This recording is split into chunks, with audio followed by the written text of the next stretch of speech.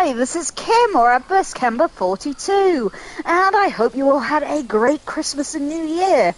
So I'm back here with, I guess it feels like a new season now, but at least a very brand new game after my week and a half of hiatus, which I much needed. I caught up on sleep. That was wonderful.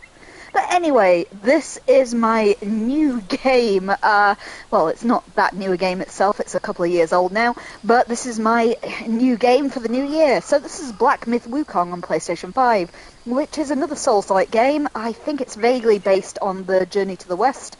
But other than that, I don't know much about it. So, before I begin, I guess I should introduce myself, in case this is your very first time here. So, as I said, I'm Kim, or Camber42. This is my main stream. It's live Mondays and Wednesdays at 8 PM GMT, and Saturdays at 5 PM GMT. Well, we'll be sticking with Black Myth Wukong to the bitter end. I do sometimes play other games on the side, just as and when I have a couple of free hours. At the moment, during the week, I'm playing Slay the Princess, the Pristine Cut, on PlayStation 5. And on Sunday mornings, I'm currently playing The Wolf Among Us on Steam.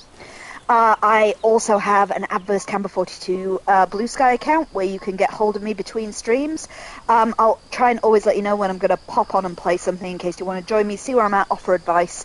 If it's a game that offers choices and branching options, I'll always put it to the chat so you can decide how everything goes. Then I don't have to feel guilty, and I can laugh at you if you make bad choices. We all win.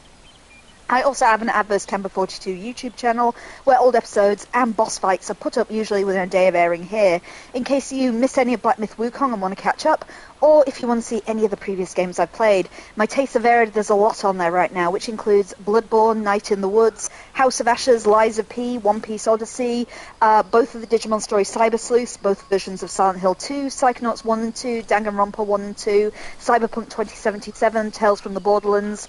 Do please check them out if you're interested. I'm also one half of Things Are Getting Strange, a Twin Peaks Rewatch Podcast. This is the third season of our podcast. We previously rewatched and reviewed all of The X-Files and Garth Marenghi's Dark Place.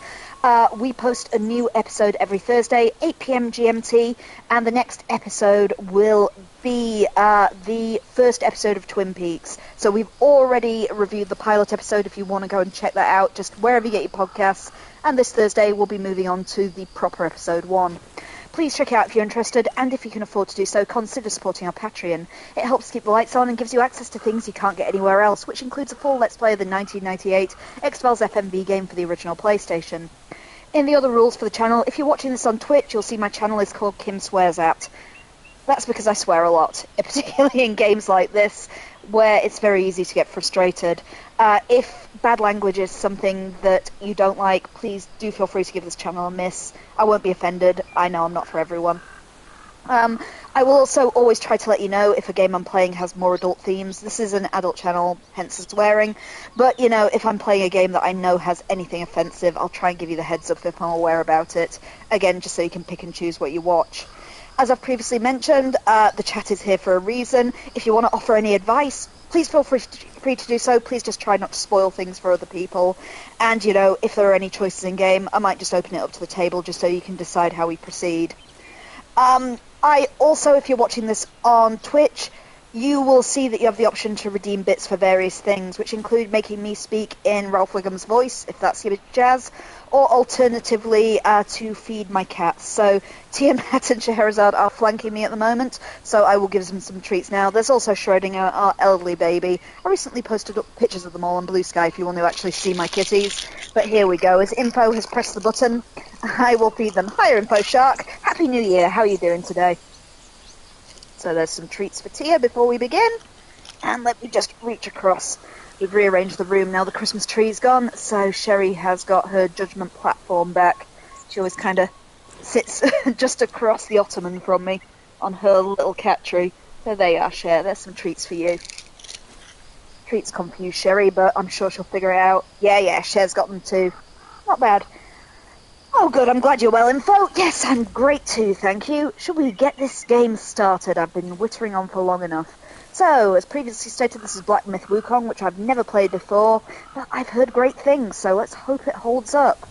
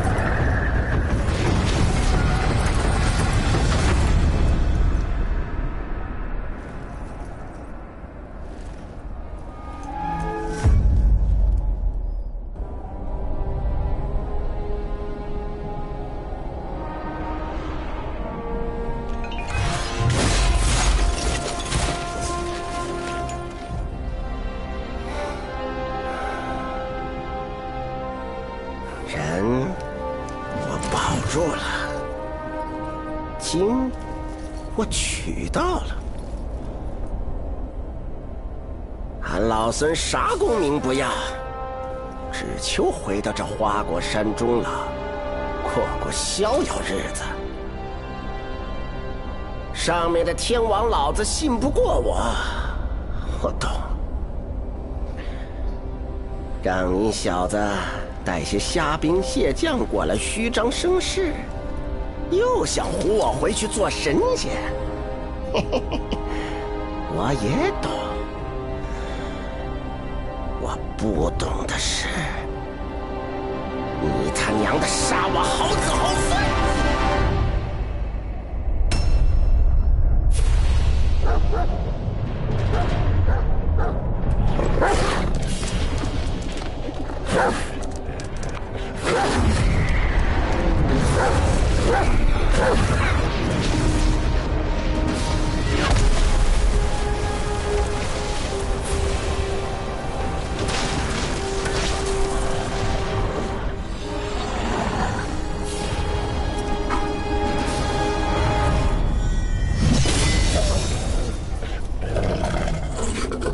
蠢狗，放肆！还不退下！都记好了，它不是只普通猴子，它是有功的猴子，是封过佛位的猴子。这里除了我，没人配与它单挑。猢狲的猢狲。我本不想与你这个手下败将再战一场。这样吧，一会儿若是你败了，我带你回天庭，他们留在这里铲平花果山。若是我输了，我定然不会罢休，他们照样铲平花果山。哎呀！生灵涂炭了，好歹也同僚一场，是真不想打。要不你现在就跪下认个错，这事儿就算过去了，如何？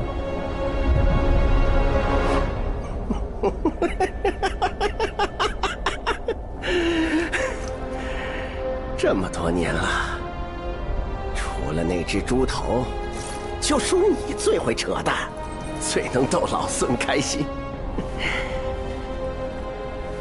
杨兄弟，你放心，待会儿我只拔下你额头上那颗眼睛尝尝鲜，其他2颗先给你留着，我让你亲眼看看我是怎么杀光天庭每一条狗的，这里的，上面的，还有刚刚那条黑的，留下点儿，一起上吧。老天一再给你机会，你这般不识抬举，算不 Okay, L locks onto the target. Gotcha. Square for light attack. Circle is dark.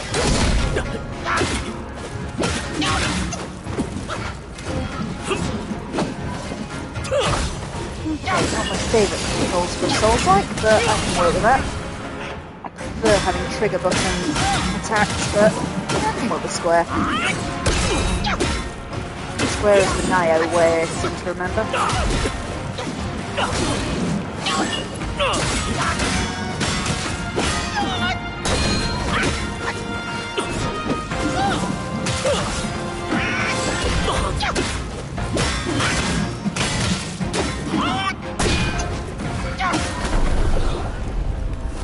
And he's gone.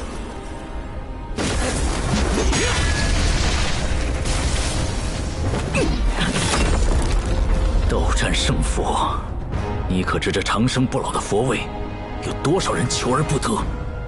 长生不老，3界6道不就毁在这4个字上？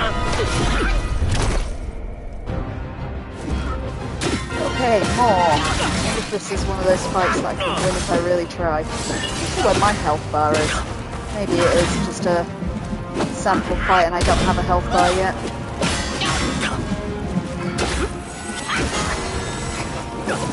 Yeah, using your third eye to fire away seems a bit cheap. You're actually taking damage at first now. Some training fight. Oh, yeah, he is hurt. Like to learn some more abilities now. You would think the Monkey King had some tricks in his sleeve. Don't like the look of that though. He's dodging Monkey King.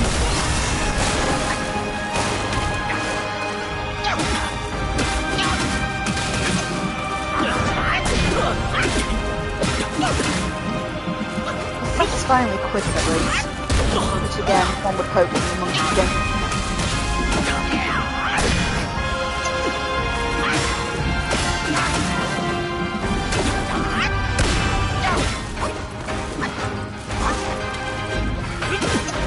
It really used to like stories of the Monkey King when I was a kid.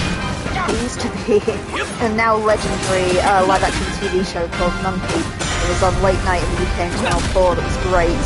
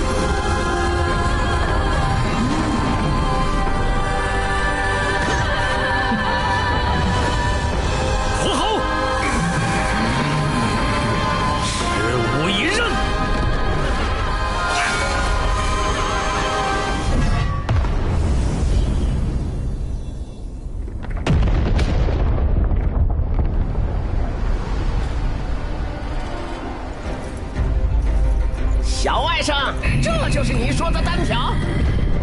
天上阳光扎眼的很，有种再和你舅舅去山里会会。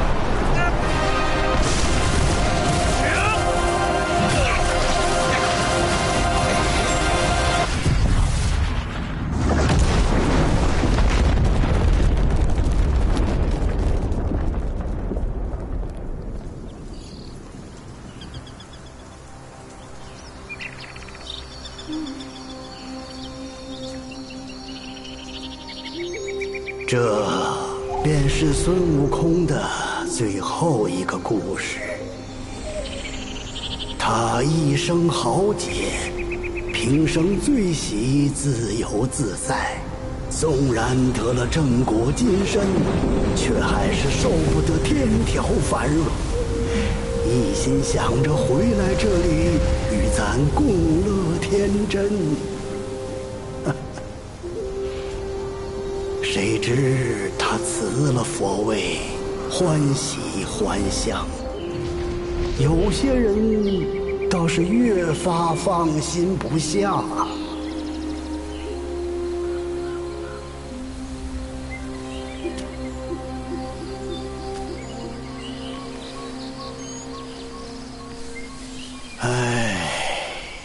这块石头啊，在山里出了不知多少世界。我打小听人说，齐天大圣的尸身就藏在里面。他乃天产石猴，本有不生不灭的大神通，纵然不幸身死，但神魂没有完全消散，而是化为了6件灵物，各自逃遁隐匿世间。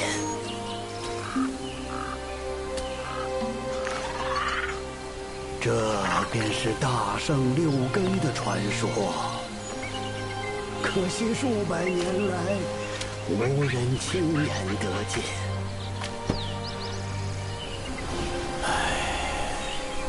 我老了，走不完这四周茫茫之地。但你们之中，书籍会有天命所归，将他遗下的灵物一一寻遍，待灵物尽数回归花果山之日，或是大圣复生之时。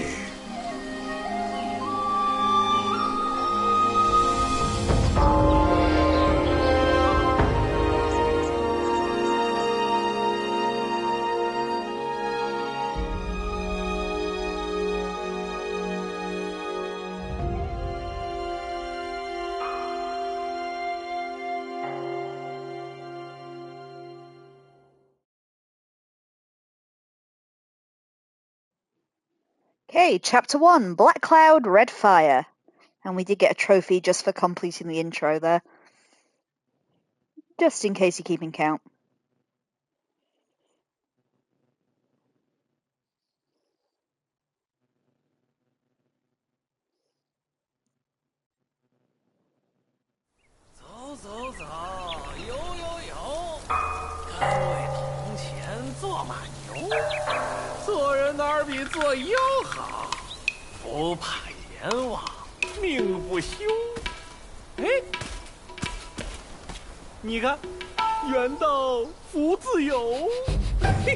大哥，真是有口福啊！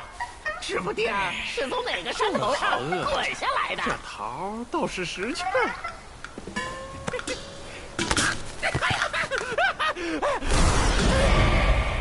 好个小猢狲，敢捉弄你爷爷！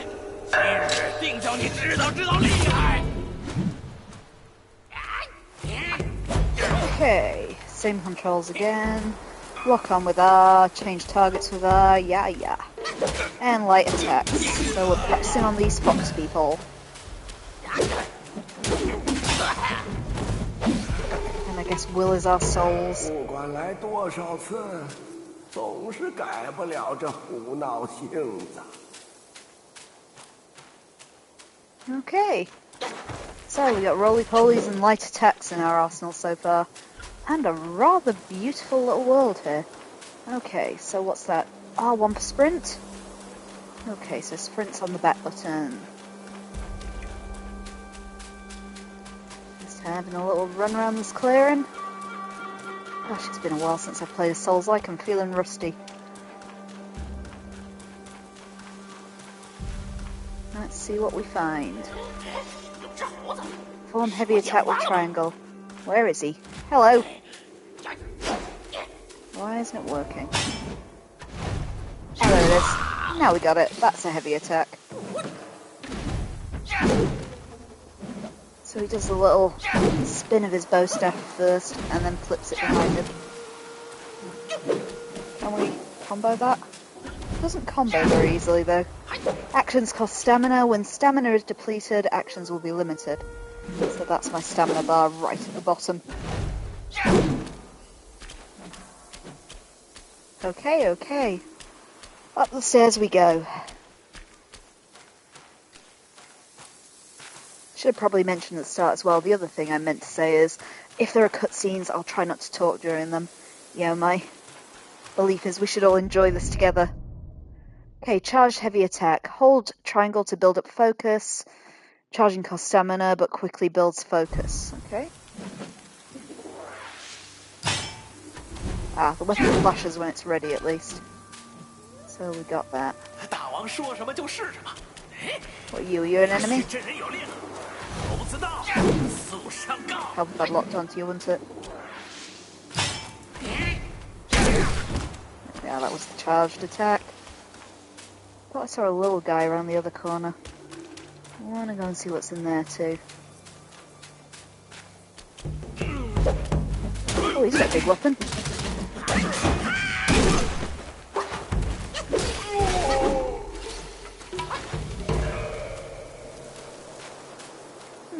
Okay. Not sure if we're going to wind up in the same place. Oh, is he guarding something? How do we open? R2. So, treasure. Not so buried treasure, but treasure nonetheless. Okay. I wonder if that little gold light is showing me where I'm meant to be heading. It's not the boss of me. I want to see if all ways kind of join up to the same. So... Oh yeah, we've come through to the same place anyway. That's okay then. So what we got over here? 哎呀，发什么呆？拔根毛来拜一拜。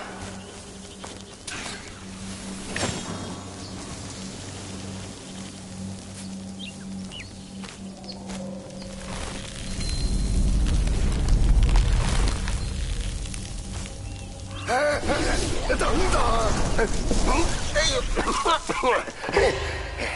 小神是黑风山的土地，在此候你多时。香，真香。再往前走，就是观音禅院。 当年也是香火鼎盛，只可惜那场大火哟。后来呀，这禅院又被重建了，可人心若是烧没了，修好一座破庙又有什么用呢？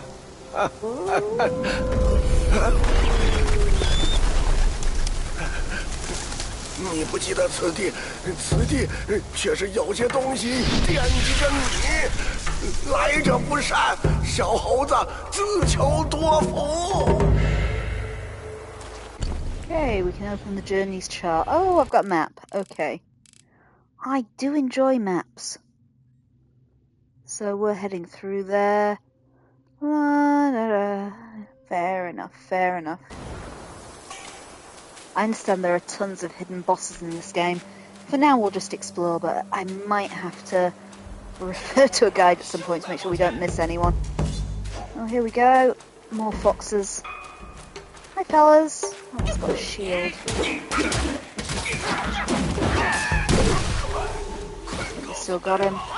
Still at the point where we can just brute force things.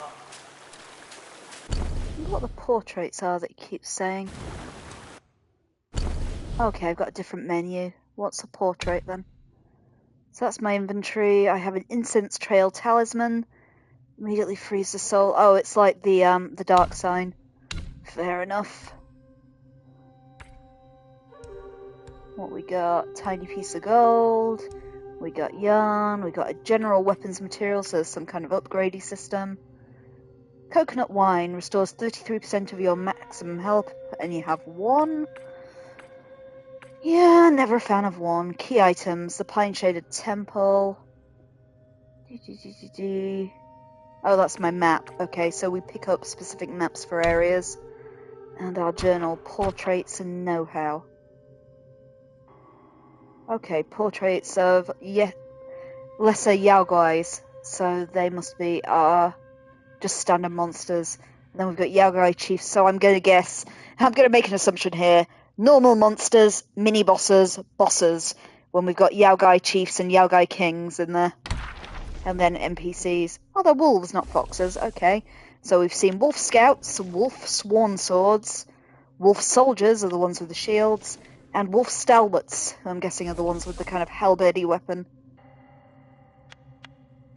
Oh, should we read what it says about them? Okay, so Wolf Scout, immaculate skills, the wolf's slow name, no price too high, his heart aflame, yet wayward efforts brought no gain, a futile vision all in vain. Amongst the wolf guys there was a young one, ambitious and always seeking rapid progress on the path to Tao. However, his time spent practicing was short, and his skills remained shallow. He couldn't yet grasp the deeper techniques of his clan, leaving him impatient. One day, during his routine patrol, he carried a cask of fine wine. As he passed the mountain gate, he encountered the gatekeeper, Bulgard, who had a weakness for liquor. Eager to learn, the young wolf shared the wine with Bulgard and seized the opportunity to inquire about secret techniques. Partaking in the wine, feeling compelled, Bulgard taught him a few tricks. Rejoicing, the young wolf hurried home to practice. Okay, I like that we get a little story. I'm definitely going to read all these then. So, the wolf's swan sword. Meagre of wit, wrapped in white attire, in sludge they crawl, yet yearn for higher. Bent to power, king's favour they seek, where even lowly fowls may peak. A white-robed wolf guy, patrolling the hills, seized a sword from a traveller. Jewel-studded its scabbard, its blade sharp and bright. Coveting it, he strapped the sword to his side, revelling in its splendour.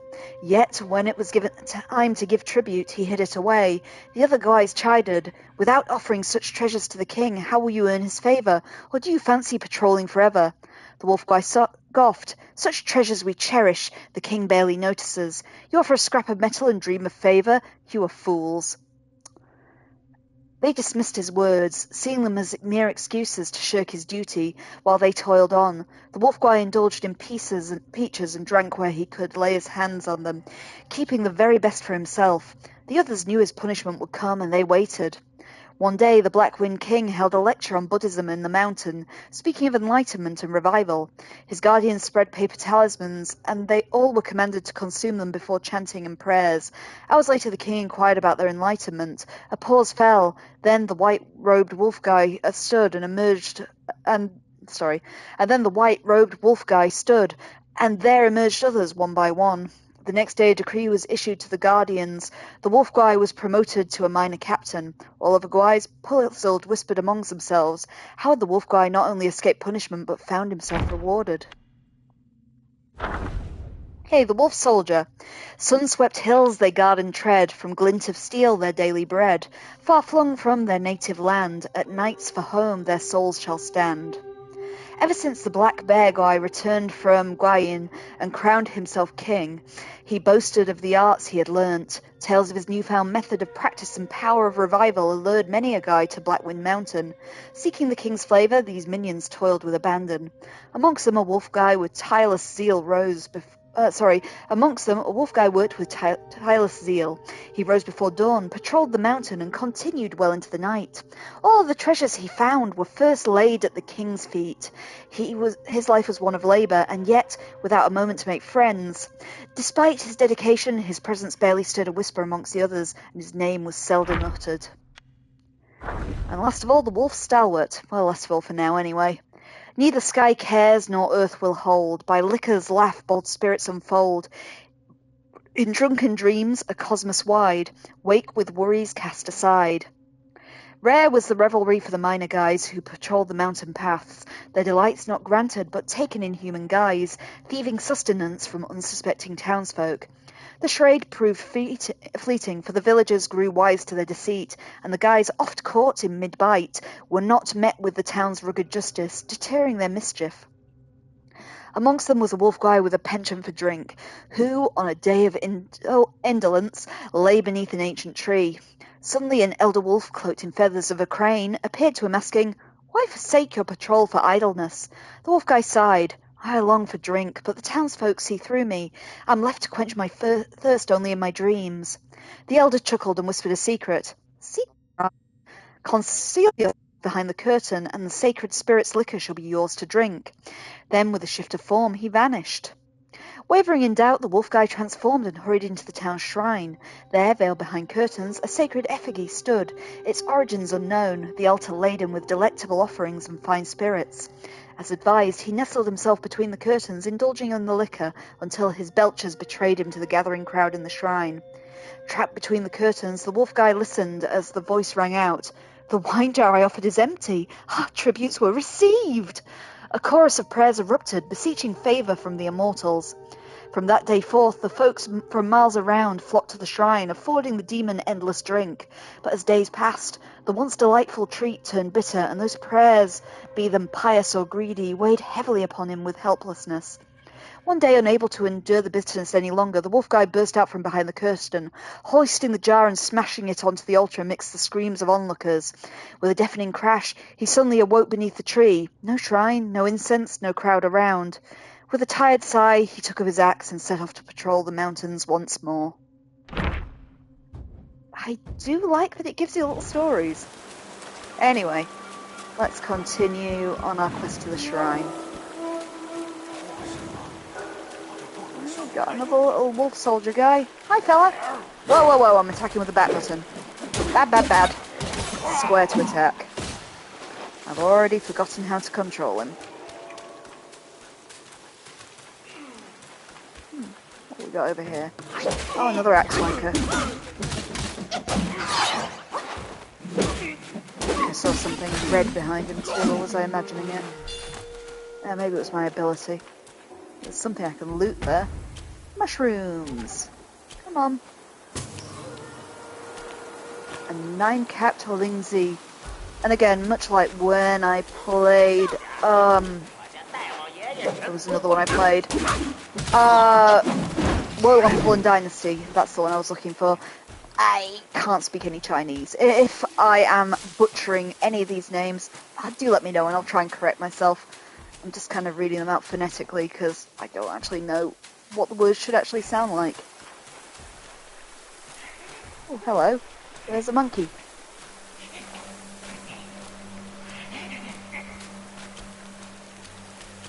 I presume you can follow him downstream. I like the stagger. But yeah, as I was saying before the kind of opening cutscene as well, I used to watch a live-action TV series when I was a kid. It was always kind of old at the time, but a somewhat poorly dubbed series called Monkey that was about the journey to the West, which is why I got to liking stories about the Monkey King when I was a kid. But I have also read The Journey to the West itself, so I got a better idea who the Monkey King is. I just don't really know what this game's about. Hiya, Daily. How's it going today? Oh, what we got there? Some kind of... Monsty! Like a frog person. Does that mean we got another story to read? Let's find out about frog people. I'm glad you're well, Daily. Happy New Year. Right. So, story. Oh, you've played this one, have you, Daily? I've been really looking forward to it. We found a croaky! Okay, let's learn about croakies. In the pools they dwell, forms unrefined, ugly and odd, voices entwined, bellies swell with raucous tone. In death they bust an angry boom. Two frogwise practised in the markets. The smaller frog was often bullied, yet the bigger one always stood up for him, and soon they forged a strong friendship. One day, amid a contest held by Boli Lang to appoint a sergeant amongst all the frogs, turmoil stirred and rippled through the ranks. Finally, the choice was narrowed down to two, the brawny big frog and the quick-witted small frog. Though the other frogs were discontent, they dared not voice their dissent. The two were then assigned to guard the dwelling of Boli Lang. On their duty, a valuable amber glass was found to be broken. Unable to identify the culprit, all the frogs began clamouring for punishment against the two instead. The big frog attempted to reason with them, but got antagonised by their words and soon escalated the argument into a brawl. The frogs interpreted this as a reaction out of embarrassment, hence evidence of his guilt. The small frog, meanwhile, remained silent beside them. Seeing this, the big frog chided him for not speaking up in his defence, and even began to suspect his smaller companion. Hesitated for a while, the small frog then admitted to breaking the glass. However, the other frogs dismissed his confession, arguing that one of them had committed premeditated vandalisation, and the other had neglected his duty, and therefore both deserved punishment by death. The small frog grew anxious and could not help but engage in the argument. As their voice grew louder and louder, their bellies inflated larger and larger, until some of them finally burst, splattering blood and flesh all over the place, leaving none unsoiled. That was less of a fun story. Okay, let's look at my little map as well. It looks like I might be heading into a dead end. So we'll try that first. Ah, you played it through twice. Oh, that's always comforting. If you've enjoyed enough to play it a second time, it must be good.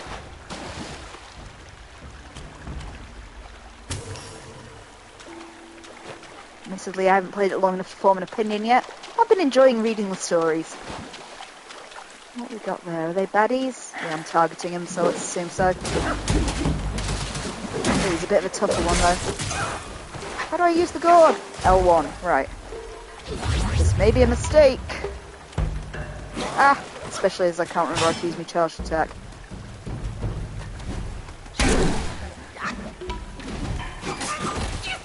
Jeez, he's a nasty fucker.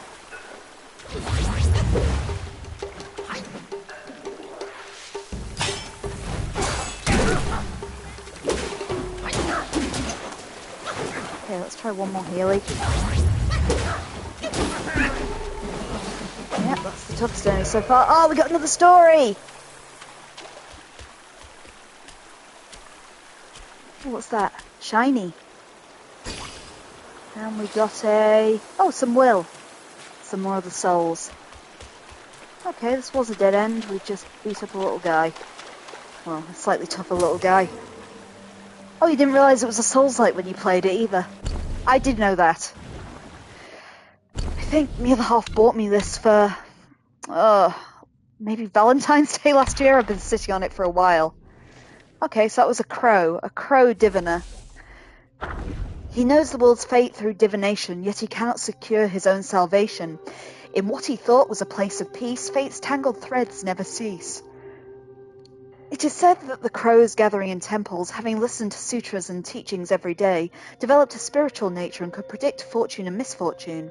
Thus some fortune tellers, who thenceforth called themselves crow diviners, liked to set up stalls in front of temples, using crows to pick fortune sticks for divination.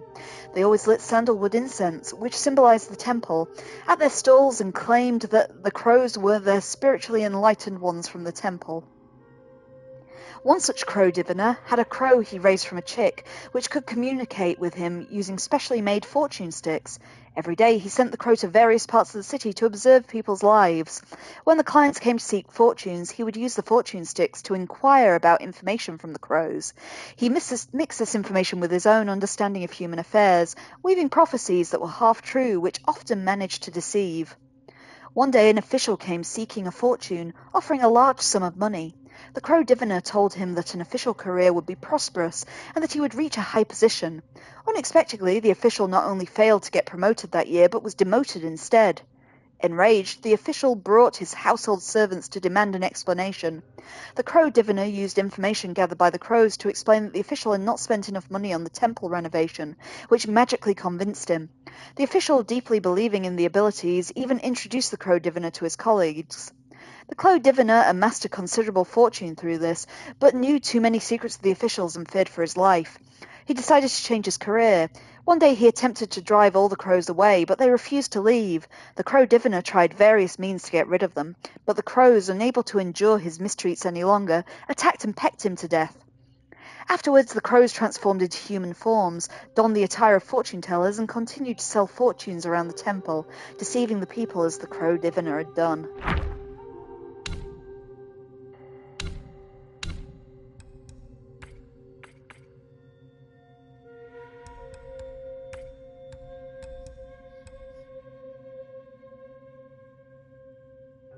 Hidden treasure of the Buddha's head. Okay, I'm getting loads of curious items. You know what I'm like with Souls-likes. I will use the healing item, I think, for the entire game. It looks like the healing gourd's slowly refilling itself there as well, which is comforting. A bit like Lies of P, I guess. Oh, I see. You don't consider it a Souls-like. You think it's an action game with Souls-like elements. Yeah, I see. Remains to be seen, I guess, but we'll find out.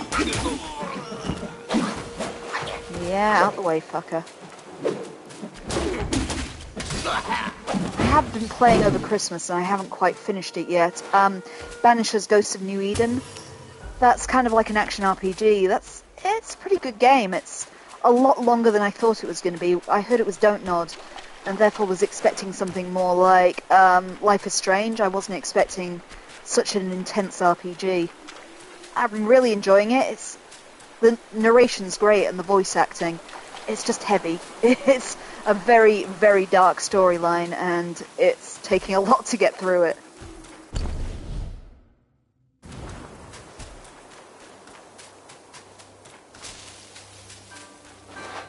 Oops. Pressing the wrong button together. Let's take that. Oh, there's going to be 7 Black Myth games. That's curious. Well, at least we finally got around to playing the first one. I'll have to have a look into that. Presume they'll all be based on different characters from Chinese mythology, then. If the first one's about Wukong.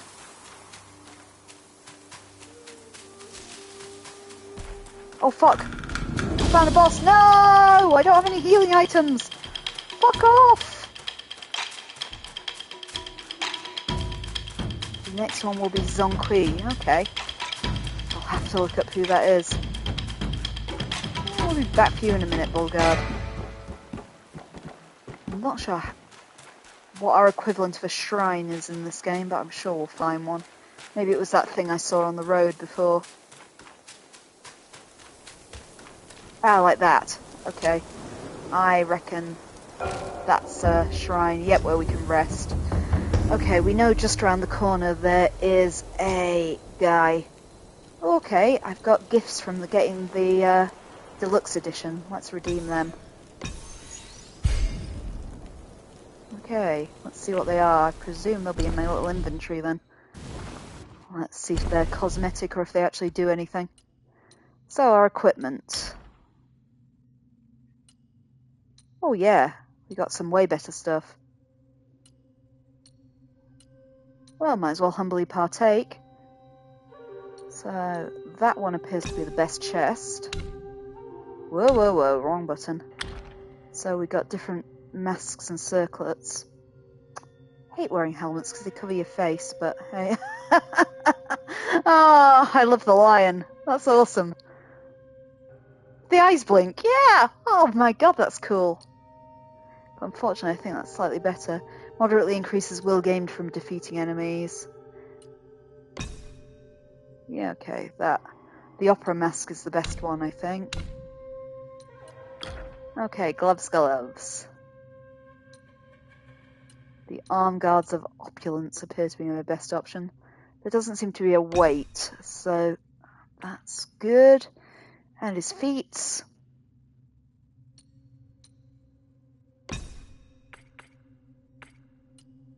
But the folk opera ones will give me more will.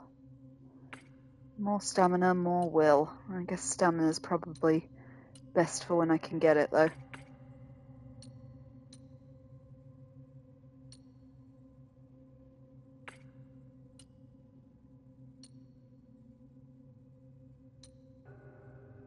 They're all so cute.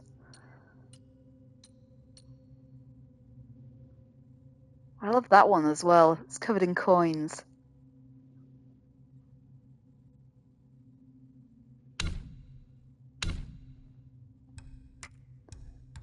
Okay, curios, what we got? We got that thing, a wind chime, which increases my movement speed. Okay, sounds good. Oh, and a different staff, okay. Slightly better staff, the bronze cloud. Cool, might as well use my bonuses if I get them.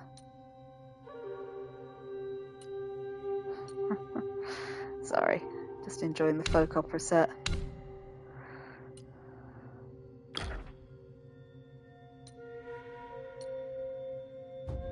I think I'll go with that combination of stuff. It's not a full set, but yeah, I've gone with what gives me the best stats now while we're getting used to it. Okay, journal. The Yaogai Chiefs. I wonder if that's the thing we just cast eyes on that I ran away from like a coward. Okay, but we've healed now. We've got all our charges of the gourd back. Well, let's go see if we can find the bull guard. I think he was over this little bridge.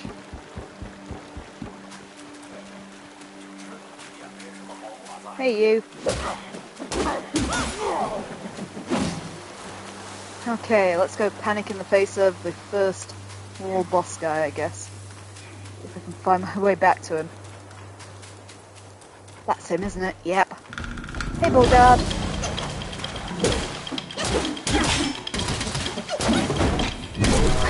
Yeah, I got greedy. I got very greedy there. And I've already forgotten how to roll.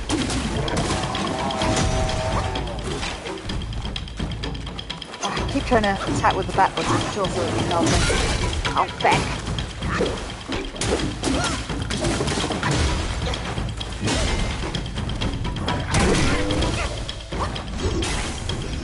Whoa, whoa, whoa!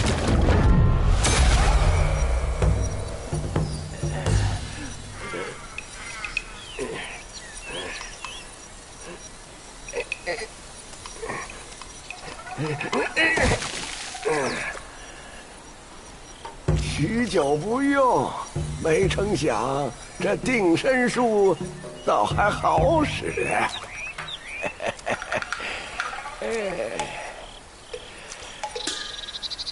既是花果山来的故人，教你一招也无妨。来，速速把手伸来。Okay, I've learned a spell. Immobilize. A simple hand gesture can bind the enemy in place. 写好了，日后遇到什么凶匪恶徒，只消用着手一指，心里默念一声“定”，就能让对方动弹不得，你也可喘息片刻。只是小老儿道行浅薄，这定身效果不消片刻就会失灵。遇到些笨货倒还好用，你全当是挣个傍身的手段吧。如今这些小儿真是目无尊长，别怕，用刚学的法术与他玩玩。Okay, how do we use it then? That's R2 and square, I think. There we are. Yep. That does indeed immobilize him for a few seconds. Let's get the stamina back a bit. Ah, it's got quite the cooldown. Oh, I see. That's where we can see the cooldown. Neat.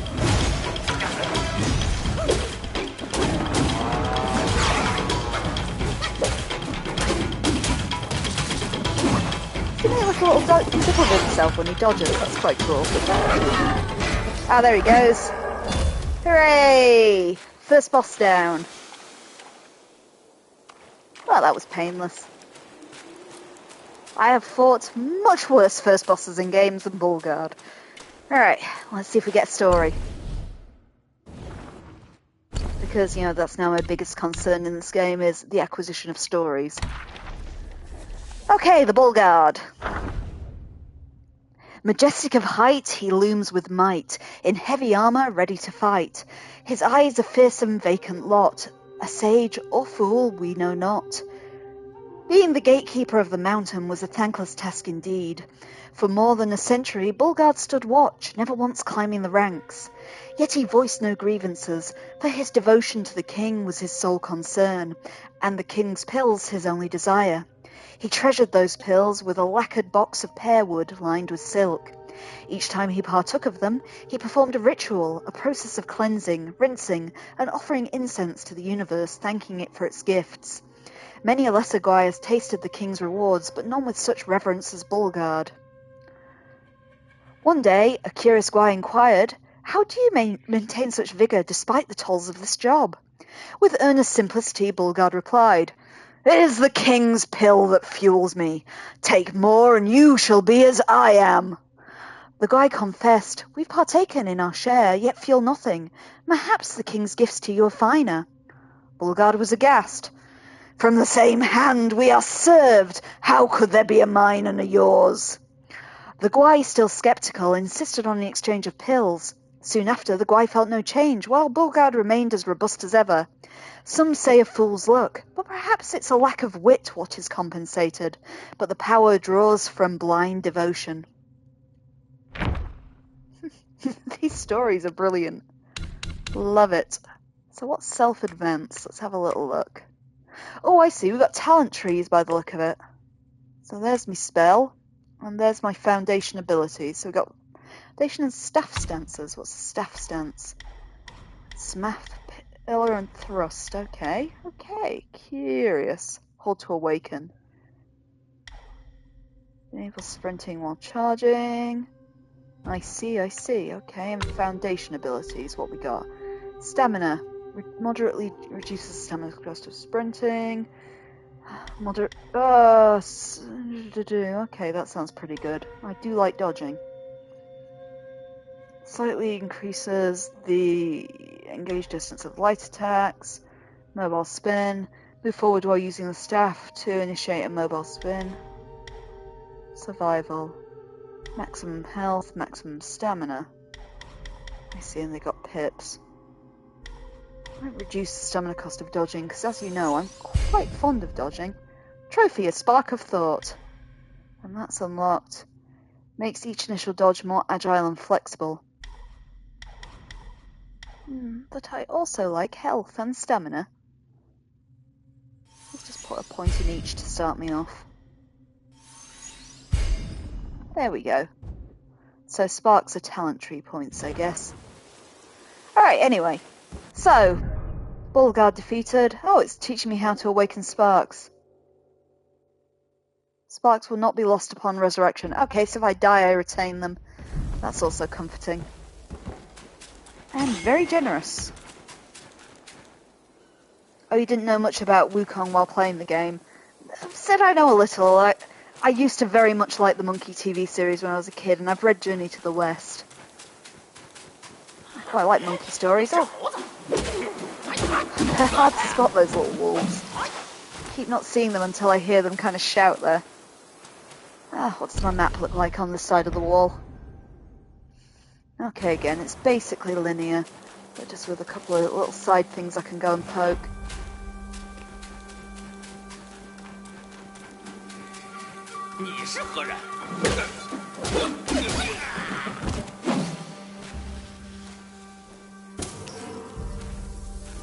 Well, hope these mushrooms are going to be good for something, because I've found a lot of them.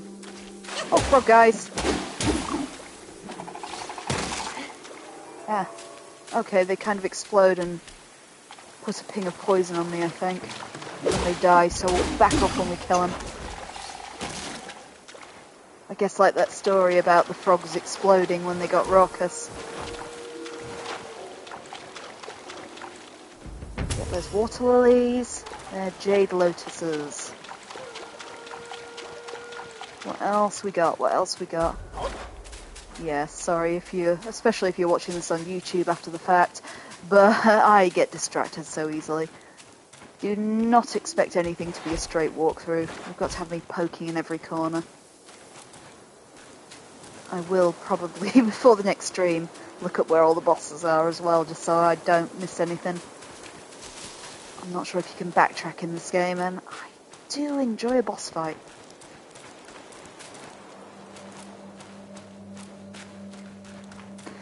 Yeah, I'm sure I heard somewhere this game's kind of loosely based on the Journey to the West.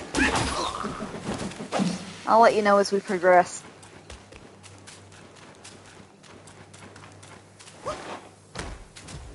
It is a good story, the Journey to the West.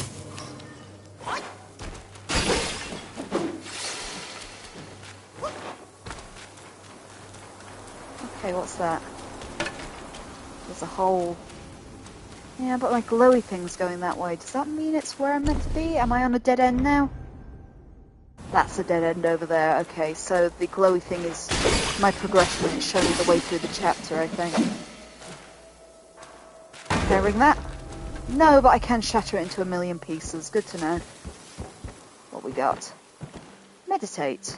Okay, I can do that.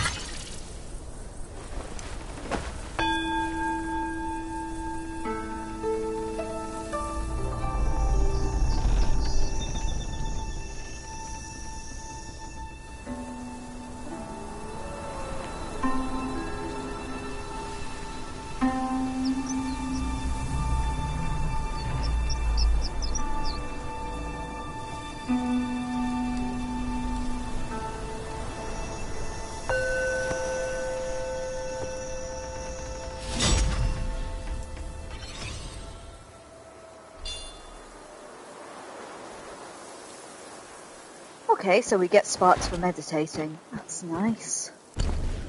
Let's go and look at my spark thing. You got the best ending 2 times for this game. Oh, it has different endings, does it? That's always good to know. Okay, I can get a new stance if I save up things. Let's have a look at these. Help recovery on consuming a focus point, enable sprinting when charging, performing a heavy attack during a light attack combo with a focus point consumes, allow the destined ones to execute a resolute strike. During a resolute strike, they can see through incoming enemy attacks and nullify their damage. Enemies that have been seen through are easy to stagger. Okay, that sounds pretty good if I can land it. Just trying to decide what sounds good at this stage.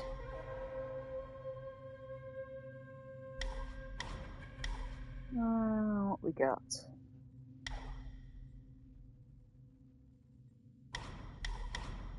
Or do we save up for a new stance?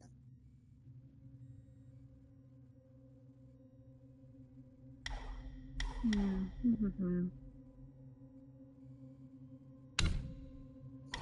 think for now on a base level, let's just keep with upgrading things. So let's keep upgrading my dodge. At least for the time being. Oh, I am very fond of dodging. Oh yeah! I do feel a bit nippier. Right, anyway, so we've learned what meditation points do. That's cool. Ooh, I love the light effect. Let's go and explore up here then. What we got? Oh, another shrine. Okay. We'll rest. I can't remember if I used any healing items during that fight. But either way, oh, there's a store now. Okay, what can we do? That's where I can spend will. Body cooling power, removes the burnt, removes poison. What do you do? Increases damage reduction. Different armor materials.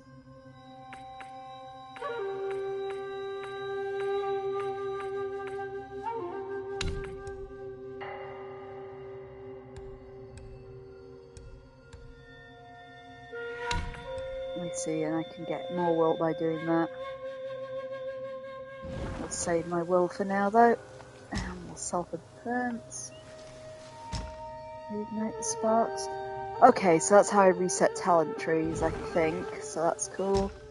And I can change my spells when I've got more than one from here too. Cool, I'm learning. Okay. There's a secret ending too. I guess I am gonna have to do some research, aren't I? 再不知深浅的这么往前硬闯，只怕得吃大苦头。我且把你变为一只金蝉，你可顺着前面的火光探一探这山中的虚实。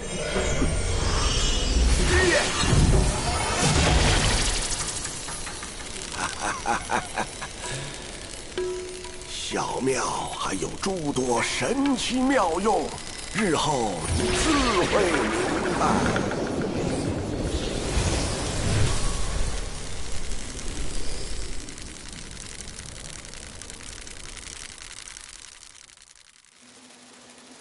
And now my Shikada. Sure, why not? Time for Shikada adventures.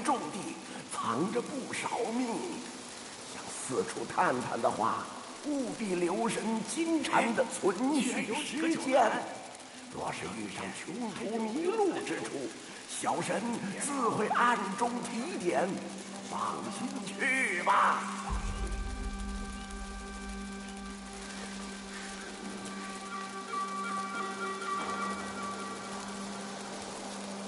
Not sure where I'm supposed to be going on my little Shikada adventure. Something else big there.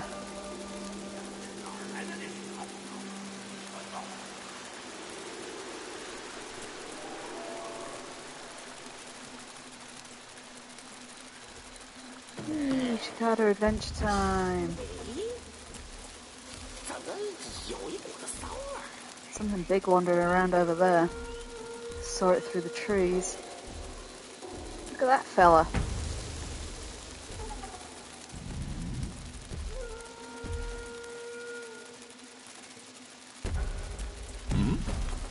Oh, a wandering white. Oh shit! Well, that's terrifying. I'm gonna die. I was not prepared.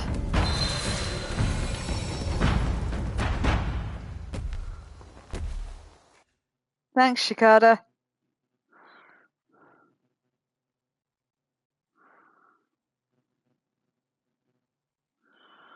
I think I'd rather just explore on my feet, like in the old-fashioned way. Okay, the Forest of Wolves, outside the forest. Let's do this the old-fashioned, non-Shikada way. Hey, wolves! Oh, that was fun.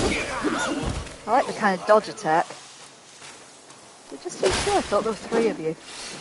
I must have mistook that lamppost for one.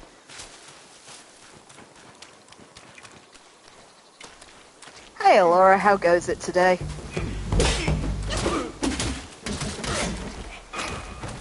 Yeah, let's not get too greedy.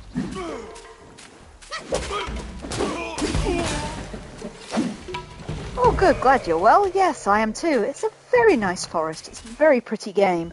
Let me see if I can attract any kitties for you, if I can find where I put my treat bag. We had it before. There we go. I will rustle a treat bag for you and see if anyone turns up.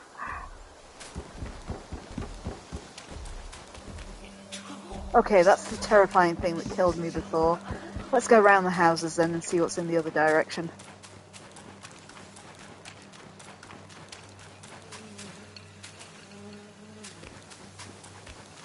Did Info get any cats at the beginning? Yes, he got both Tia and Sherry.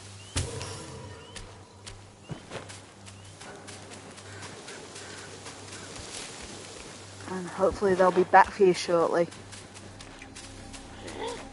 What's there? Wolf, wolf, wolf.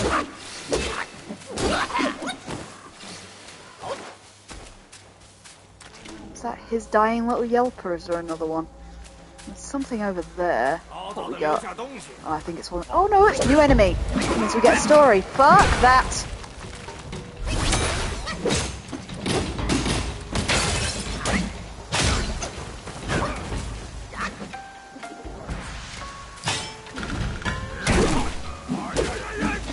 Oh no.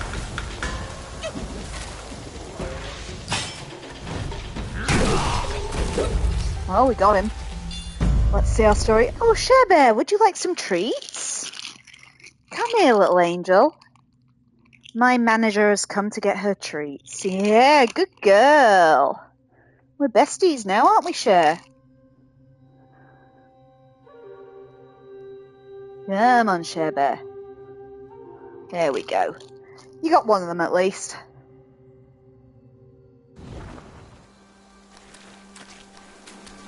Right, let's see what's in that treasure chest. Tiny piece of gold, evil repelling medicine. I like the concept of evil repelling medicine.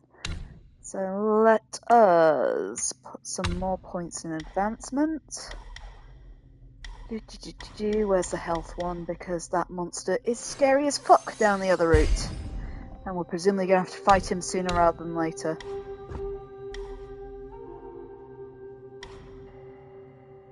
Okay, I can put points into my spell as well. That's good. I might do that at some point because I quite like Immobilize. Let's see. So, our new story was for that thing, I think. Is that him? Yep, the Bandit Chief. So, new story, guys. From humble start to seek revenge's claim, paths may differ, yet burn with the same flame. In bygone days there lived a youth in the town, the son of a martial arts master. His father's fondness for drink led to a foolish act that landed the old man in jail, leaving only the youth and his mother struggling to survive.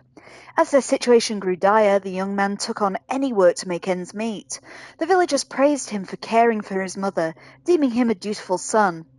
In an unlucky year of crop failure, the mother and son soon set out to seek refuge with relatives. Along the way, a gang of bandits emerged. Eyes fierce, faces scarred, they brandished their blades, demanding nothing but gold.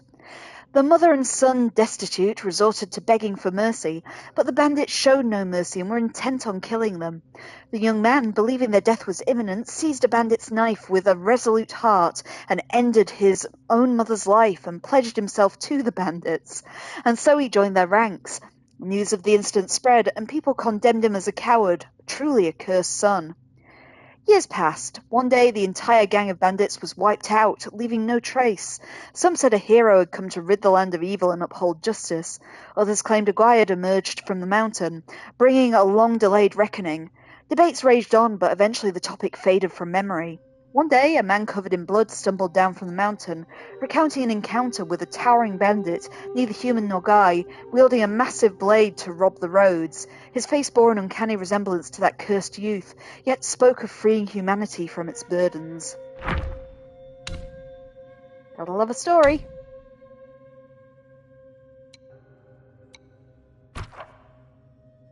Okay, I found one of 3 meditation spots, it says as well. We'll have to keep an eye out for more. Right, anyway, what way can we go? So there's something over there. Over that little bridge that looks curious. There's also whatever the fuck's over here. I'm always part of team whatever the fuck's over there, so let's have a little look. What's that? Things together. Whoa, whoa, whoa! Flower monster! Flower monster!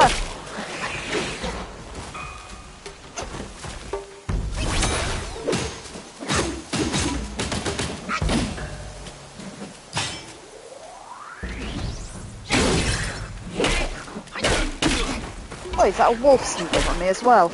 You motherfuckers.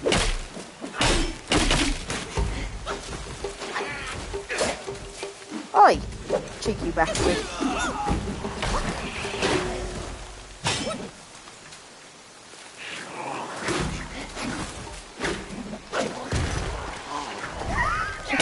Just kind of gave up there, flower monster. Okay, don't like the look of that. That feels like the ground's about to attack me. Gotcha! Oh, I see. It would have made me slow if I'd been caught up in it. Okay. Gathering nodes are not safe. I'm a fan. Did the flower monster get a story too?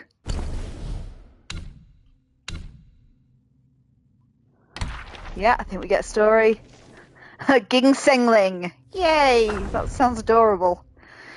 Inherent gifts in these mystical sprouts reside, walking forth from the earth, spirits untied. Roots serve as limbs, nourishing body and mind. Beware excessive gathering brings hardships unkind. It was written in ancient records that consuming ginseng could bestow longevity, leading many to develop a fervent passion for devouring this precious tuber, especially aged ones. However, some scholars dismiss this notion, viewing ginseng as both a tonic and a poison. Its elevated status stemmed from its humanoid appearance, they said. Nonetheless, those who make their living by harvesting ginseng are always found eager buyers.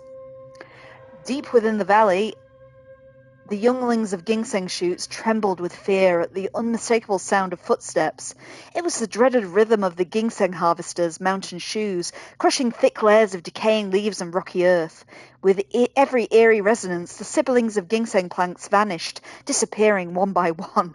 Only the tiniest survivors managed to evade this grim space, their diminutive size providing a fleeting reprieve.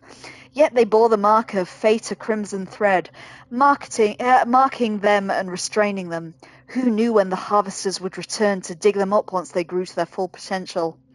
Time raced by, swift and unyielding, and on that day the familiar footsteps resurfaced. With the years that had passed, it was likely the offspring of harvesters who were generations younger than those who came before. Then a quickened pace, a sense of anticipation, the crimson threads had surely been spotted. But, oh, what ill fortune! As the ginseng harvester reached for the thread, it led him to a grim sight, the entwined remains of a skeleton. The curse gathered on the tip of his tongue, but before he could spit it out, the ground beneath him rumbled with the sound of scattered dirt. He turned his head. The shifting soil unleashed a monstrous creature, towering and menacing. Fear gripped the harvester, urging him to flee, his frantic screams piercing the air, shouting of a man-devouring Gwai. Okay, yeah, that's the most dramatic story about ginseng I've ever heard. Oh, hi, Alpha. Happy New Year to you too. How are you doing? There's something on that bridge overhead there. I'm gonna have to go up and deal with that.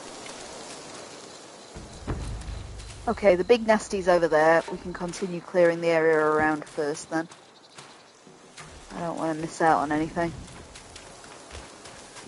So let's see if we can get up on top of that bridge.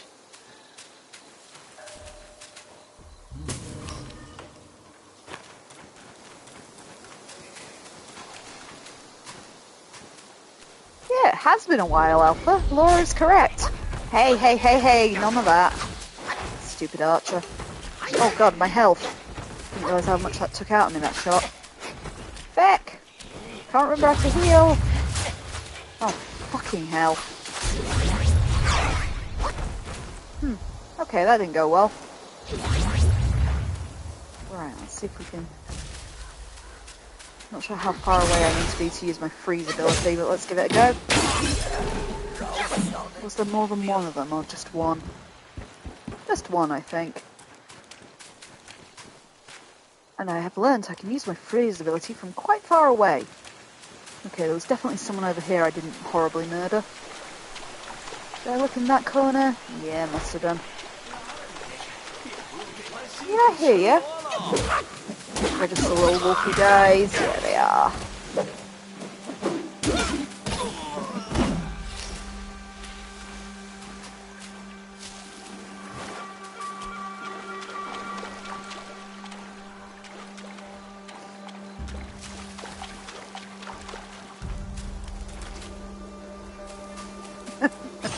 No GTA chat allowed.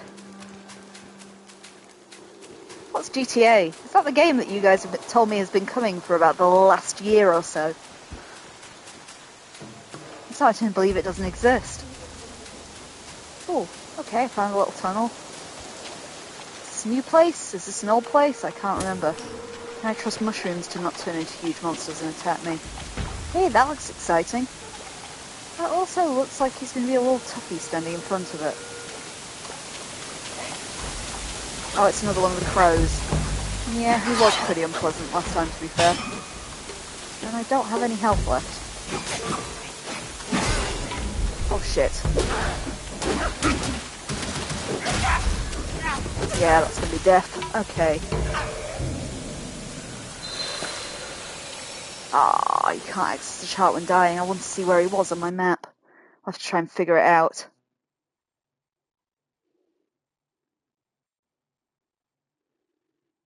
But I know how to do the guy on the bridge now, at least. I can hit him with my paralyze ability from quite far away.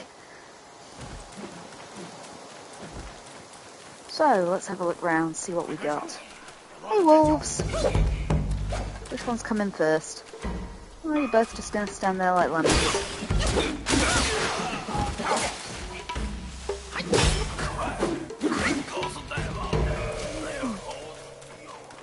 That was a bit artless of me.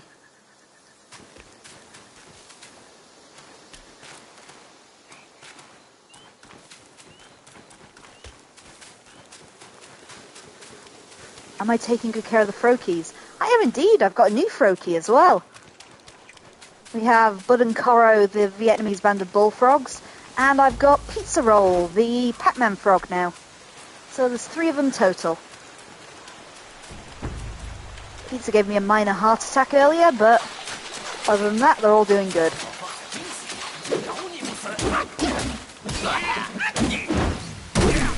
See, Bud and Cory are toads, technically, so they can't hop.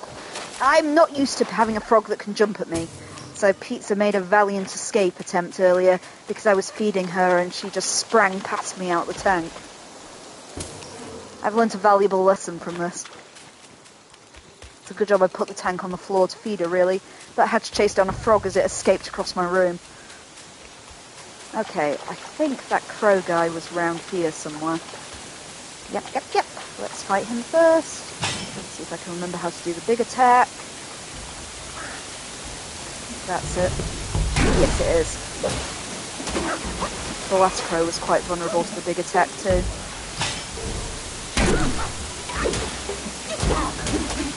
Yeah, let's not get greedy. Let's not get greedy. Oh my god, your reach!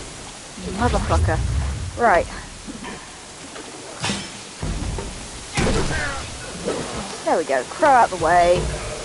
I've got a spark, which I will immediately spend even though I don't lose it. Because where there's a waterfall, there's usually a cave behind a waterfall. So let's see what horrible thing's hiding in there that I've got to remember for later because it'll invariably kill me. I am in no doubt.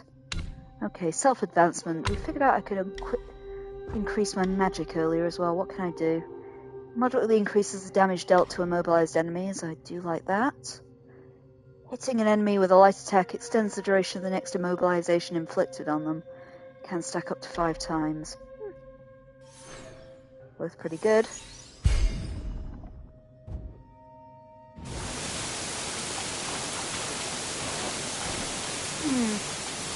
You know, I'm severely disappointed by this waterfall.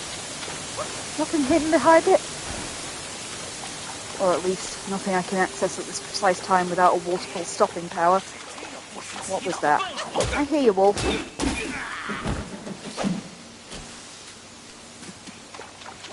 I'll play it someday, will I? Yeah, well, I might run out of games one day, you never know.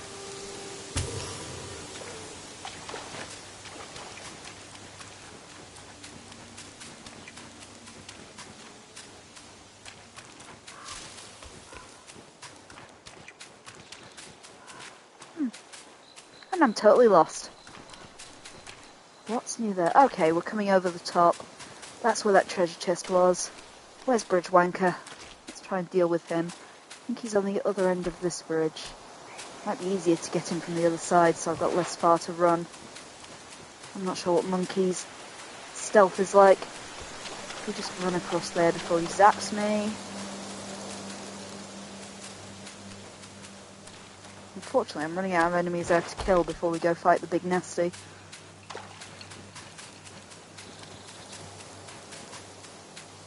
Okay, top of the bridge is there. Yeah, hear ya.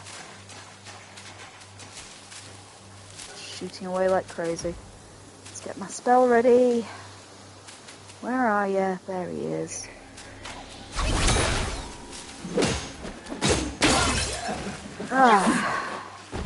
At least I've learned how to deal with you, you little bastard. Right, I think I've murdered virtually everything except Big Nasty. I've avoided him quite nicely. Oh wait, you're near. Murder you as well.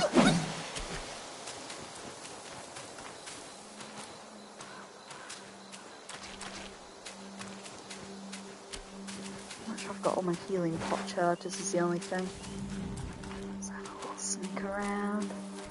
Just almost attack that light fitting. That's not what we're after. It's a new place. I haven't smashed everything yet. Just having a quick look. Or is that the way I came? I think I'm heading back out the forest.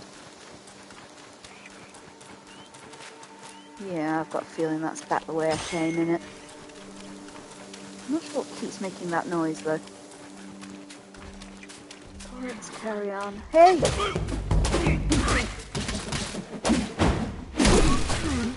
Yeah, that was greed. That was pure greed, Kim.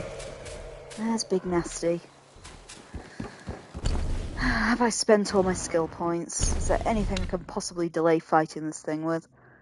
Nope, you've spent all your skill points, Kim. Let's give him a go.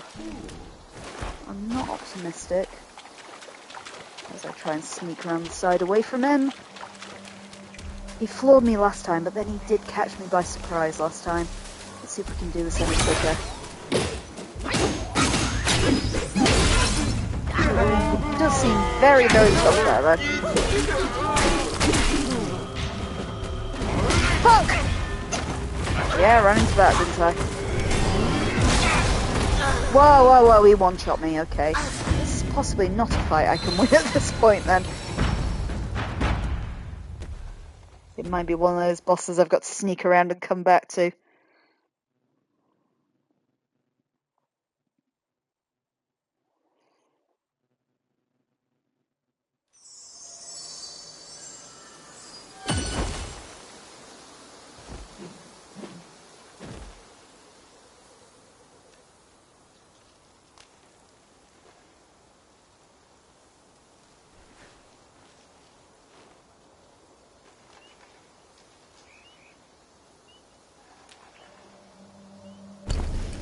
Okay, let's look at my little map and see where I have not yet been. Have I missed anything yet? There's that first little bridge. There's something over there in that corner. I'm not sure if we've been to that. That's the waterfall at the very top of the map.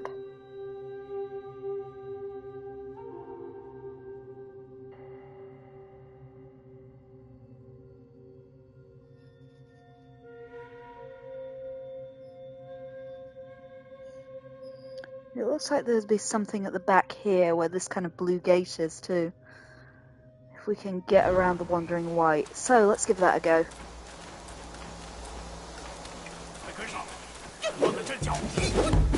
Nothing says Inner Soul's going to have to beat every boss as you come to it. I do love how nippy the Monkey King is. So, if I was trying to head for that back gate, because I think the Wandering White was down here somewhere, so I want to go and see what that green thing is just off the corner of the map. You know, it might be another meditation spot, or it could be a shrine. Don't know, let's find out. Don't forget the Froakies, they need love too. Oh, I wish I could have a feed the Froggy option on this. They're not that obliging though. My Froakies will always get love. If Pizza stops trying to hurl herself out of the tank while I'm feeding her, it'd be wonderful. Okay. Wolf out the way. Wolf out the way. What else we got? Where's that green thing then? Am I coming round to it? We are coming around to the green thing on this side. Whatever the feck it is. Ah, there it is. I think that's the annoying thing on the bridge. Something's rumbling over there anyway. Okay, so what we got?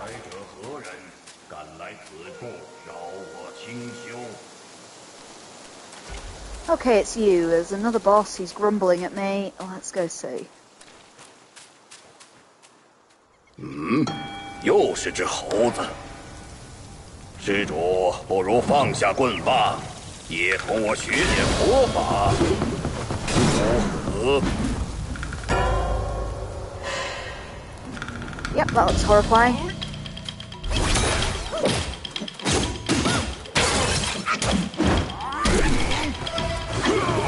Yeah, maybe I need one of those things that cure fire if we're going to try this. Fuck me. Okay, he's not hitting as hard as the white, he's just nippy as fuck. Okay, I'm less afraid of him than I am of the white. About half charged on that, still got all my health. I've got the impression I don't want you far away if you've got fire powers.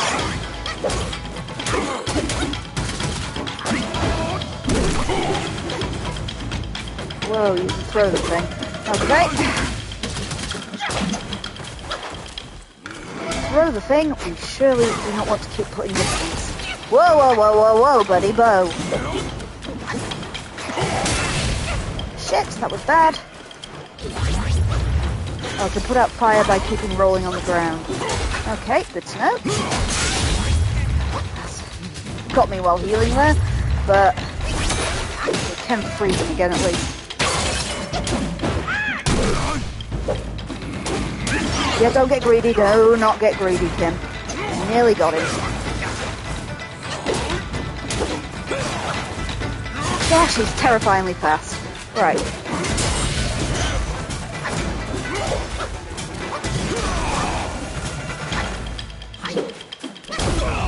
Gotcha! Oh, Yao Gai Chief. Guazi, was that? 莫非就是大王说的那个天命？ Ooh, I got like a glaive, I think. The red tie. Oh, or a spell. Okay, as the feral flurry intensifies, with each fierce thrust the flames do rise, transform into a wolf guy and inflict scorchbane on the enemy with each attack. I like the sound of you, magic spell.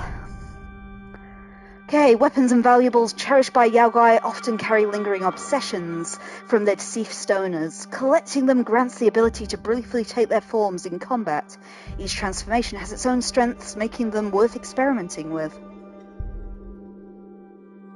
Transformations continuously consume might and require a full gauge to initiate.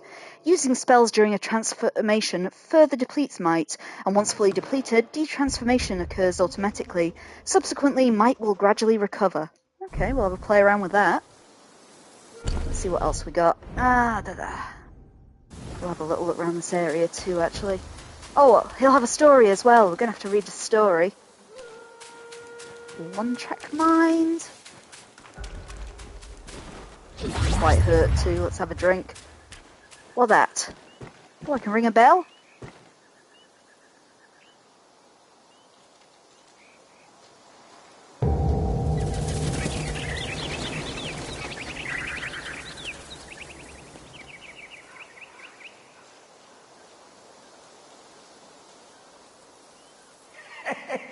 你这猴儿，顽性不改。这下不妙，都知道你闯进来了。这钟声洪亮清朗，惊动了这儿的妖精。再往前走，可要万万小心。Why do I have to touch everything? Anyway, let's see if we got a story for him. So he was another Yaoguai chief like the bull was. Oh, of course, we didn't look at, the Wolf Archer, did we? Wolf Archer. Let's do him first. A master archer, none can compare. Timid when danger fills the air. Never brave when faced with fear. Escape his choice, he stays clear. The Black Wind King hosted a banquet in the temple to celebrate his birthday, and all the Yaoguai attended. During the feast, the king hung a lucky ornament on a tree branch, declaring that anyone who could shoot it would receive a rare fortifying golden pill as a reward. The Yaoguai were eager to try, but the fierce wind hampered all their attempts. Amongst the guests was an old wolf known for his remarkable archery skills. He was cautious, unassuming, and kept himself in a corner, nursing his drink. A few eager Yaoguai asked him to try, and though he declined, they persisted with their teasing until he reluctantly agreed. Slowly, the wizened old wolf stood up and moved into position. Some youngsters laughed at him, deeming him incapable. Unperturbed, he calmly strung his bow, let loose an arrow, and struck the target dead center, causing a commotion amongst the crowd. The old wolf received a reward, and admiration followed suit as others toasted him. Amongst them was a youngster who commented on the bolus intoxicated. "How generous our king is," he remarked. "Far better than that Ling Zui, who was good at making pills but never shared them with his underlings. What a tightwad." The youngster's words cast a shadow across the old wolf's face, and silently he took his leave. He had roamed the mountain with Ling Zi long before our king's reign, yet you judged his deceased former master in front of him? Loyal as he is, you're in trouble now, warned an elder Guai. However, the young Guai shrugged off his warning. The next day the old wolf returned the golden pill to the king, citing its value too high to be possessed by an archer. Hearing the news, the other Yaoguai urged the young one to apologize and seek forgiveness, but he remained defiant. Within a few days, while venturing outside, the youngster was killed by several arrows, each piercing his heart. Many said that even the golden pill couldn't save the youngster from his fate. And our big guy. So, our Yaoguai chief was Guanzi. To prove his worth, he gave sinister advice. He reaped the bitter fruits of his own vice. Though justice remains silent, it never sleeps, and when it strikes, no one escapes its reach. In his youth, Guangzi was not a monk, but a little wolf guy who yearned to be human. He often took human shape to play in town, but the people always saw through him and chased him away. When he asked the other Yaoguai why, they explained, "You may look like them, but you don't act like them. That's why they know. If you want to learn to be human, go live amongst them, spend time with them and learn their ways and manners." He took this advice to heart and begged his master to grant his wish. His master, or Ling Zui, who was close to the Black Bear Guai in the mountain, agreed. The Black Bear Guai transformed the pup into a little monk and sent him to study under the elder Jinchi, an old friend. At first the fellow monks disliked him, they played tricks on him, and he always fell for it, slow and gullible as he was. Jinchi named him Guanxi, the Great Wisdom, hoping he would grow clever and sharp so his fellow monks couldn't bully him. With Jinchi's care and teaching, Guanxi learnt to read, write, and abide by monastic rules. Gradually he assimilated into their ranks. One day 2 monks arrived at the temple. One had fair, devout countenance, while the other had a face covered in fur. They possessed a wondrous treasure, the Kasaya of Eversparks. Jinchi had never seen anything like it before and longed for it desperately. Hoping to repay Jinchi's teachings and nurturing, Guangxi devised a plan to acquire it for him. Guangxi never imagined his mistake would ignite the red tides of flames that engulfed the temple he called home. Afterwards, Jinchi took his own life, and Lingzi fell to the Guanbang. Even the Black Bear Guai surrendered and was taken by Guanyin. Guangxi saw how many had suffered for his sake, and he knew he had failed utterly at being human. He shed his monk's robes and retreated to the mountain, repenting with Jinchi's teachings. In his years of practice in the mountain, he forged a new weapon, inspired by the raging flames he saw that night. He named it the Red Tides. Even to this day, after numerous years, he continues to hear a persistent call echoing through the mountains. Guangxi! Guangxi! Who could it be that keeps calling him?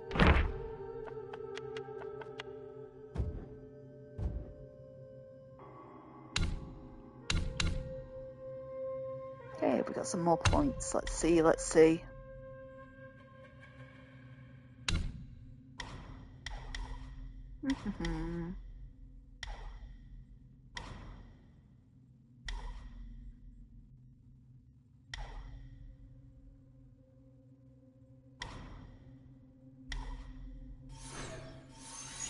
with that one next.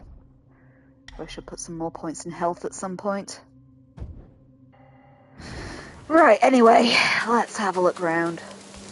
So, I think I smashed everything in this arena. There is a way through to the south, but I want to see, now we've got that ability, I am going to live dangerously and go and see if we can fight the Wandering Wight. Just to see if, like, he's massively weak to fire damage would be quite nice. I have a feeling that's going to be a fight for later, though. But we're just going to save it for later in this area. What's coming?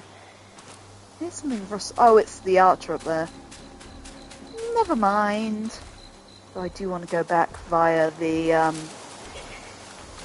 little shrine thing just so I can heal up.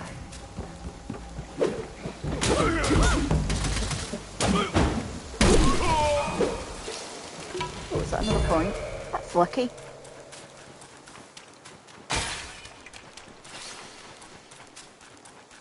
Where was the shrine? It's somewhere along here. There it is. So let's just rest, get all my Healy charges back, and just have one stab at that wight. If we can't beat him, we'll continue down the path and try him later.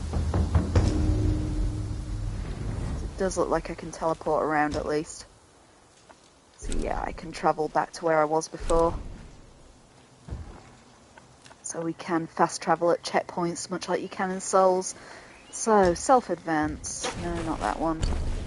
We want to self-advance, because I've just got an ability, and I'm going to spend it on health.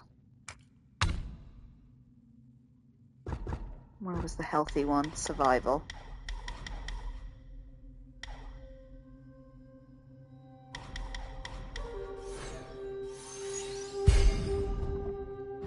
Let's make ourselves less squishy for this fight, and then I might put some points into stamina next time. Right, you. I actually thought they were further away than they actually are.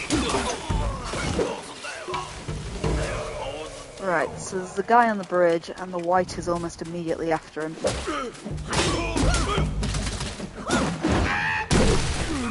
I'll just brute force that guy at least.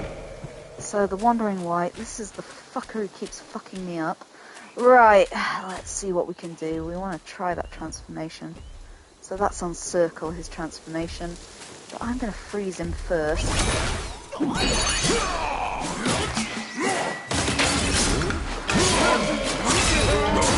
do much to him, but hey. Originally. How long did he keep us up for, though?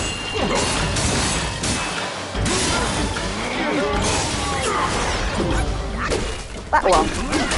I now I'm very vulnerable again.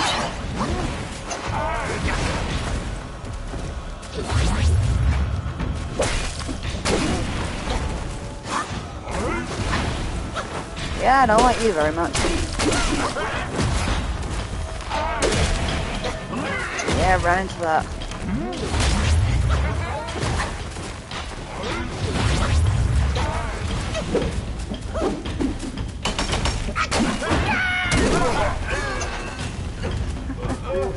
Oh, he fell over.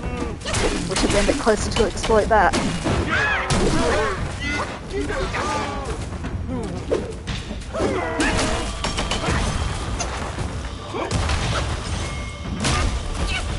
Yeah, I think we'll stay as far back as we can from whatever the fuck he's doing now. Oh my god! Okay, the range on that is terrible.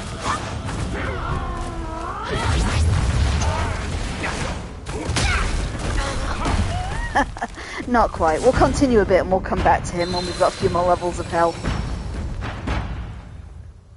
Burning him certainly did do a lot of damage there, at least. So let's continue round through Guanzi's arena. If I'm pronouncing Guanzi's name correctly.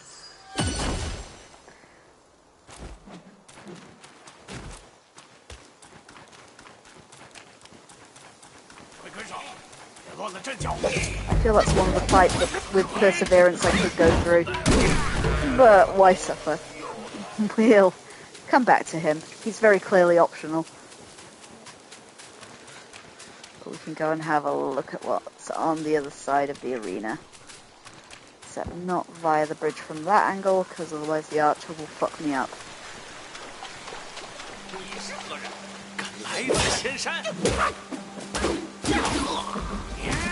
Guanzi was just past these two, I think. Could do with a bit more stamina next time I get a spark. Right, this was Guanzi. And I think there was another route through over here. I just spotted some will as well. Let's go grab that. Grab it! Come on. There we go. What's this? There wasn't a way through after all. Unless we're going to open that later. Yeah, you can jump high enough every other time. Okay, I was mistaken. The way through must be behind the white. Though I think we can technically sneak around. What's that? Oh, we can go up there. Okay, let's have a look at that. Oh no. Leads me back to the same point. Nothing there then. Let's just have a look at my map again. There is something over there. It might be behind the white, unfortunately. Am I going to have to fuck up the white, or can we move around him and get him on the return?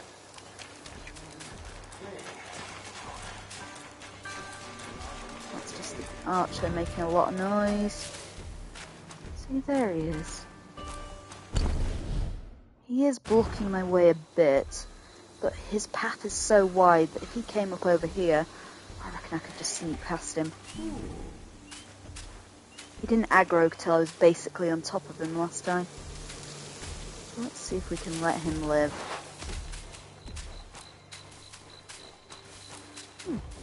Something to loot there. Gather it, gather it.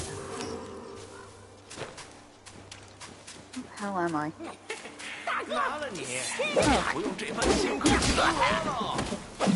Couple of wolves. Oh, it's just down there, isn't it? I've fought these guys before, I think. Right, anyway. Oh, so he will go far back. Let's just let him walk over here, and we'll try and sneak past him. Just for the time being. We'll be back for him. We assuredly don't want to leave without him after all.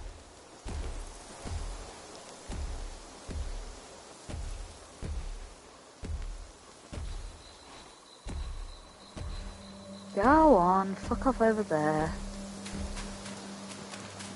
I'll be back to fight you later. we got in this corner? What we got over there? Oh, I'm gonna get greedy and I know it. What's over here? Free ginseng! Right, let's go through the little tunnel.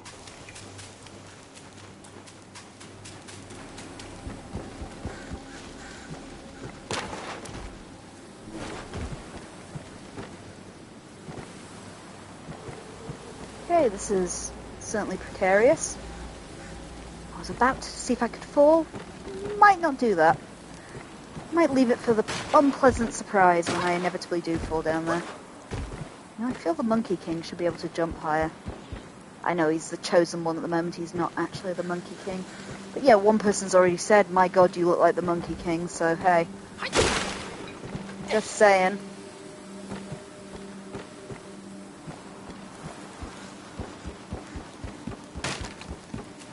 Okay, down the hill a bit we go. What we got? Wolves! Oh god, it's one of the annoying archers. Fuck, fuck, fuck, fuck, fuck. Oh, where is he?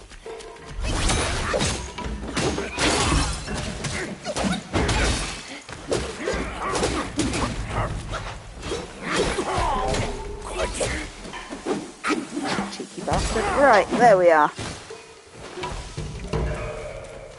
What's in this clearing then? Very little of interest, it would seem. I'm very disappointed. Ah, but we got some gates over there. The Guanyin Temple.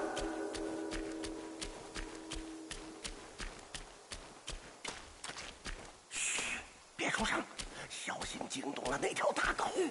后院那厮是黑风怪的道友，自称灵虚子。以你现在的道行，糟了！小猴子，快逃，还来得及。Get away while you can, little monkey. Okay. So what's coming? Let's just make a checkpoint first. Ooh, craft armor. What can I craft? Headgear, which has better defense than what I'm wearing. Okay. When sprinting, each second moderately increases your attack. Yeah.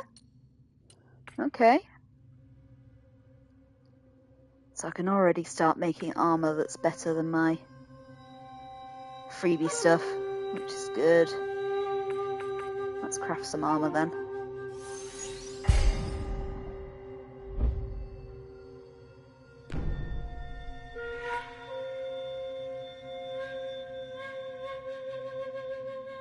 I'll lose a bit of stamina.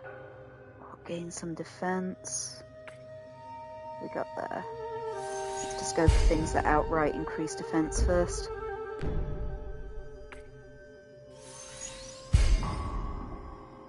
Shame it doesn't look as cool as my freebie stuff.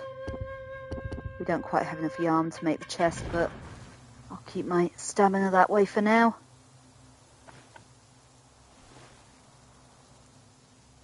Cool.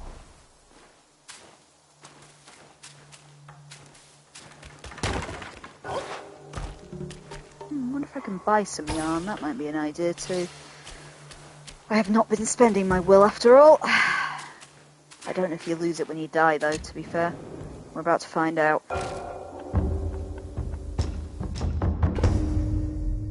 No, I have shit tons, so I'm guessing you don't lose it when you die. Can I buy any yarn? I can indeed. Buy a couple of pieces of yarn, then. I think I needed 3 to make that armor.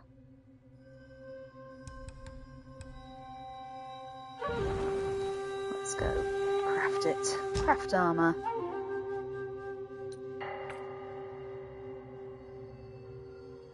Oh no, I need some more money to make it too.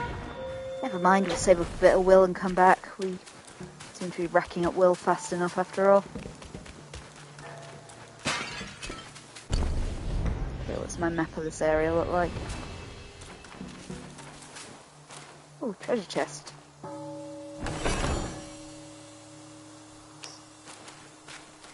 Tiny pieces of gold. I could flog them for will. I do have several of them now, actually. 你若进了这道门，也回不了头啦。 You know, it seems to be subtly hinting there's a boss past that gate.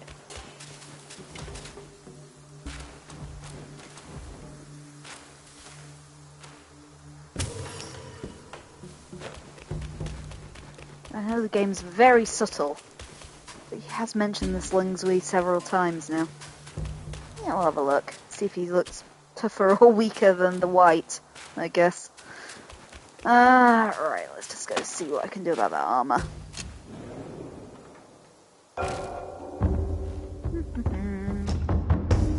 Not that one. I want sell. Where's sell? Sell. I want to flog. All these tiny pieces of gold I've been carrying. Right, let's get up. I think that's enough for me to craft my armor. There it is.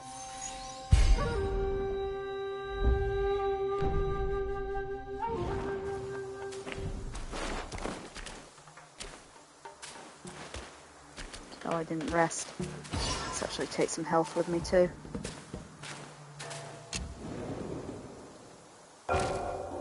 Rest. There we are.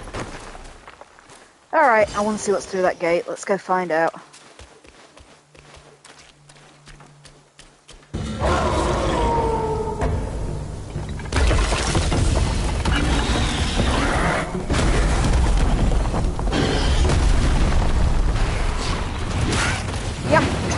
Yep, that's terrifying. That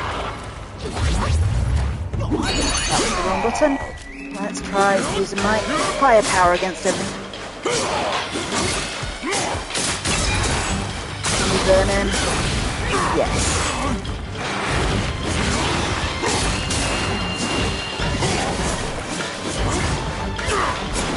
God, how hard is that thing to hit? It's a huge target.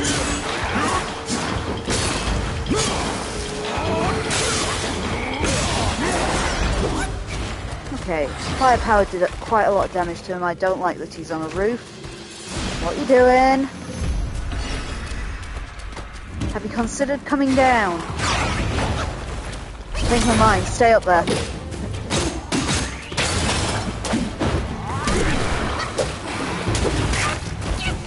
I mean, he looks so fluffy.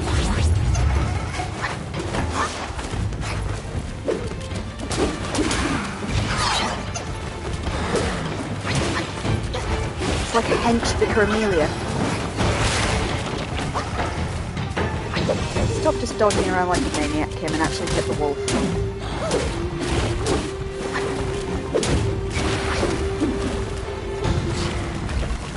Okay, we're doing this game again. Come on then.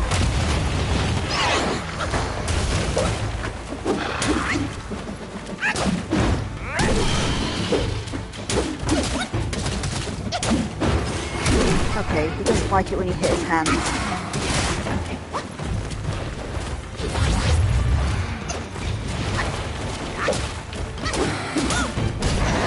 Gotcha! Oh, that was a king! Okay, that's our first king.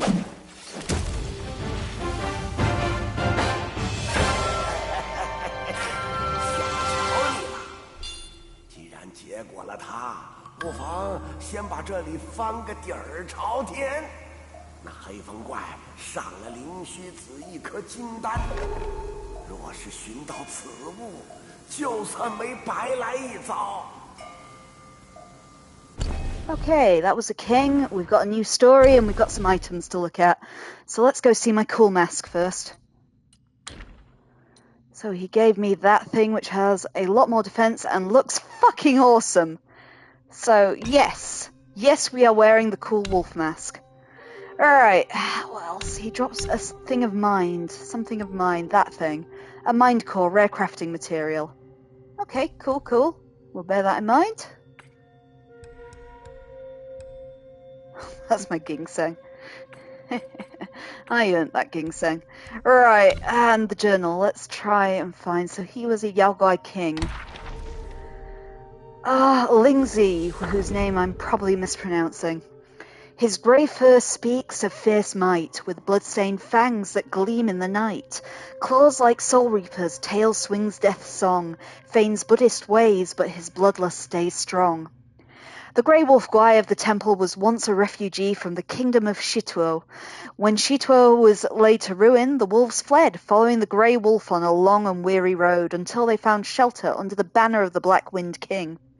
Unlike old Lingzui, who pursued immortality and detachment, the Grey Wolf cared nothing for the ways of deities and Buddha, nor for the empty promises of eternal life. Instead, his heart was set on mastering strength and skill. He honed his craft with iron claws and fangs until he could strip the very flesh from the bones of his foes.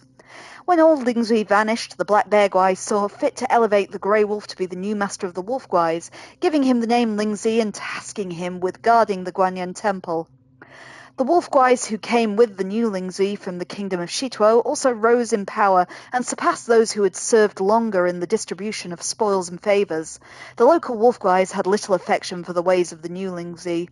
After finding themselves thrust aside, bitterness took root in their hearts. In their shared sense of grievance, they found a new unity of purpose. Often they gathered in secret, comforting each other and sharing in the old memories, when the old master was in power and quietly plotting against the new one. But Lingzi was prepared. Under the pretense of a roll call, he gathered the local wolf guides in the temple and gave signal to his loyal guards to seize the malcontents. The temple erupted into chaos. Lingzi leapt down from the wolf of the crowd, ready to devour all who would betray him. The Fireblade Wolf, hearing the commotion, rushed over and managed to hold Lingzi off and brought the minions time to flee to safety. When the Black Wing King learned of this, he was ready to unleash punishment upon the rebellious wolf guys, but the Snake Guai mediated and peace was restored. Yet, from that day forth, the local wolf guys refused to tread even within the shadow of the walls of Guanyan Temple. And that was Lingguai, I guess. Anywho, right, let's have a little look around this arena. Oh, I think I got actually a couple more level up things. Self-advance, yes I did. As I said, I'm going to spend them on stamina. Because being flippy-whirly helps in this game.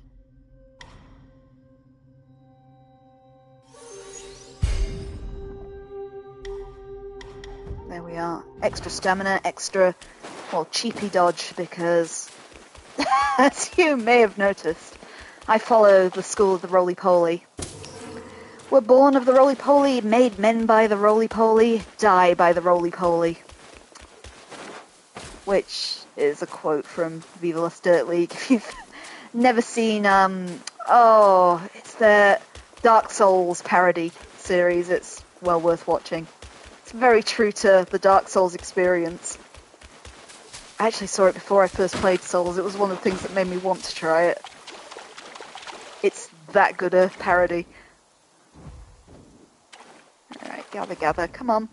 Now gather it. It's there. Gather the little node. More lilies for me. Presume at some point we'll be making potions out of them like our armor. Okay, what we got over here? Ooh, lots of candles. Oh, what's that? What's that? Touch that! Touch it!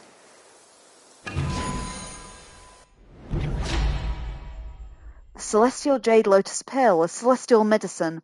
A miraculous pill concocted by the gods of longevity in the southernmost reaches of the land that massively increases your maximum health. I like the sound of you, Celestial Lotus Pill. It looks like he automatically uses it.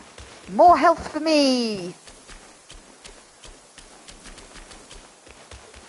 Okay, let's see what we got out the back. Next time I've got a checkpoint, I might go and have another shot at that white. I don't like leaving a boss undone. It will haunt me until we've gone back and beaten him. But if we try him every now and then, as if on cue. Let's go back and give that white another try. Every time I get to these, I'm going to go and give him a hit until we manage to eventually get him. Rest up, get all my health and heals, and then travel back to outside the forest.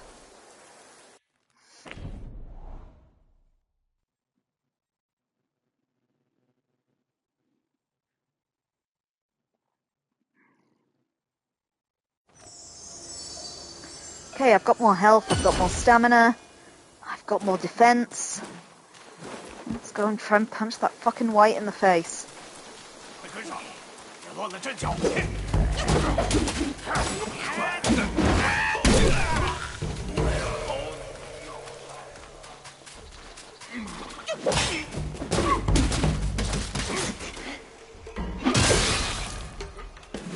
Yeah, you're not doing a good job there.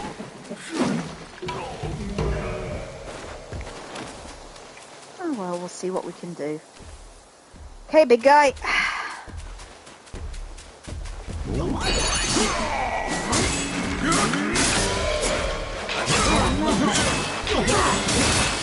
Burn the fucker.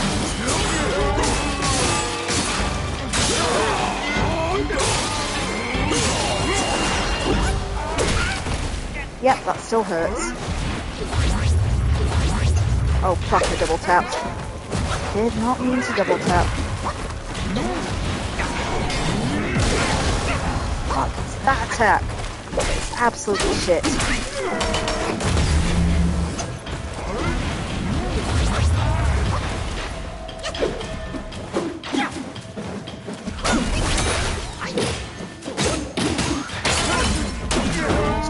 Still do that.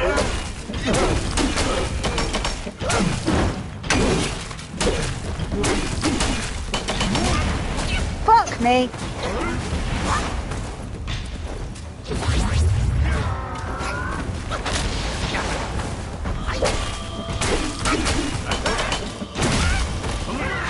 Got greedy there. That clap. Do not like. Yeah, I got way too greedy. I think he's doable. Let's give him a couple more tries. And I think I'm going to save my freeze attack to when it looks like he's about to do something shit, just to try and interrupt it.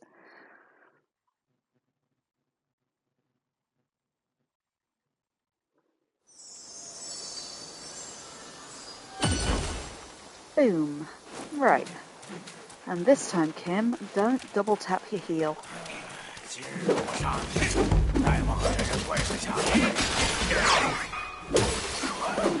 the other guy gone? There he is.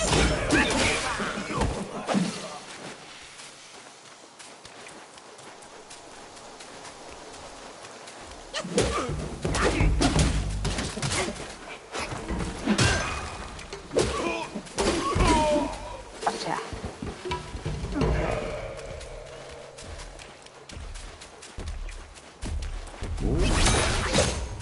And that was the wrong ability.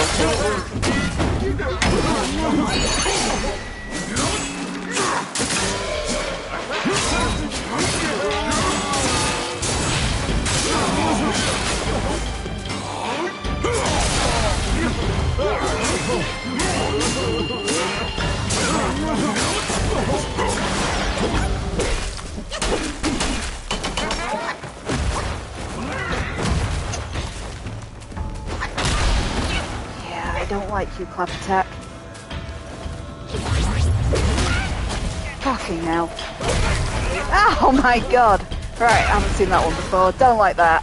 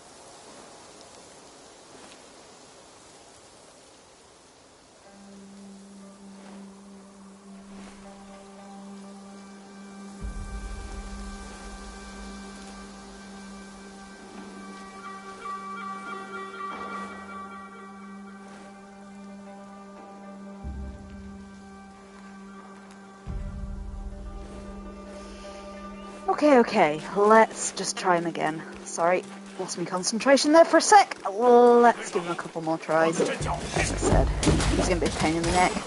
We'll do the usual Souls tactic of pretending he doesn't exist for a while and then coming back to him.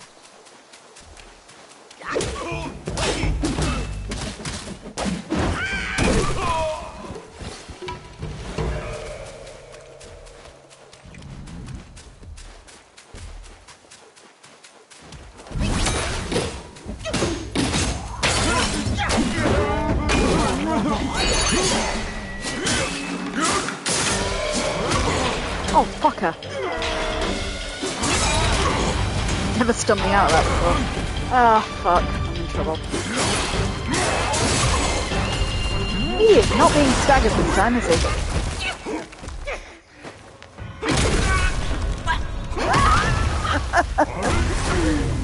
Okay, let's not get pinned against the rock. Let's start with a big attack next time.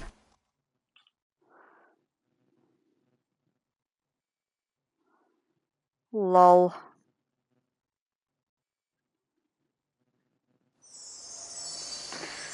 Okay, a couple more tries, then back to the main game.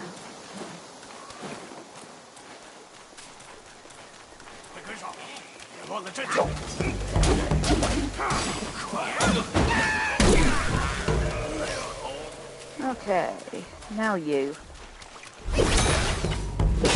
Oh, feck, I just wasted my big attack, didn't I? Well, that wasn't smart. Oh, which button's sprint? That one's heal.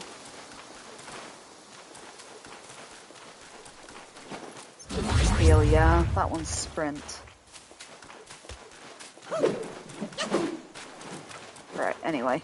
Just remembering which ability is which. Just sprint never feels that fast. Right, let's get my magic back.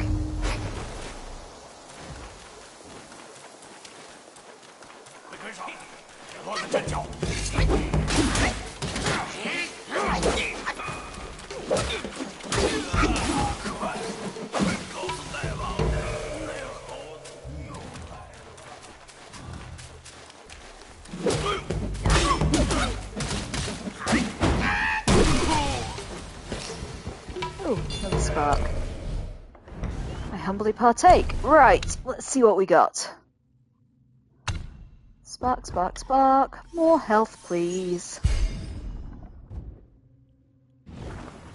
Right. Now for this big wanker.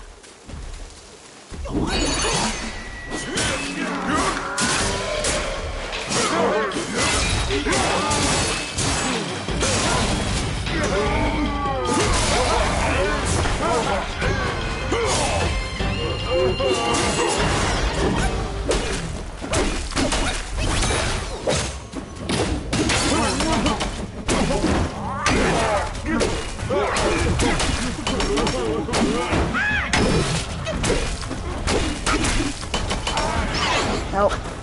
Nope, nope, nope.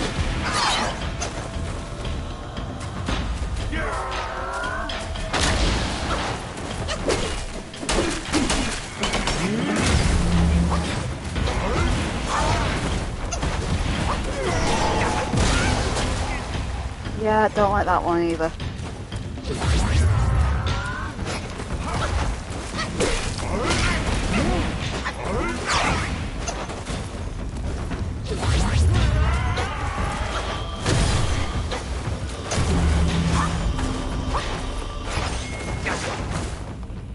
Whoa, some health. Fuck you. Seriously, fuck you.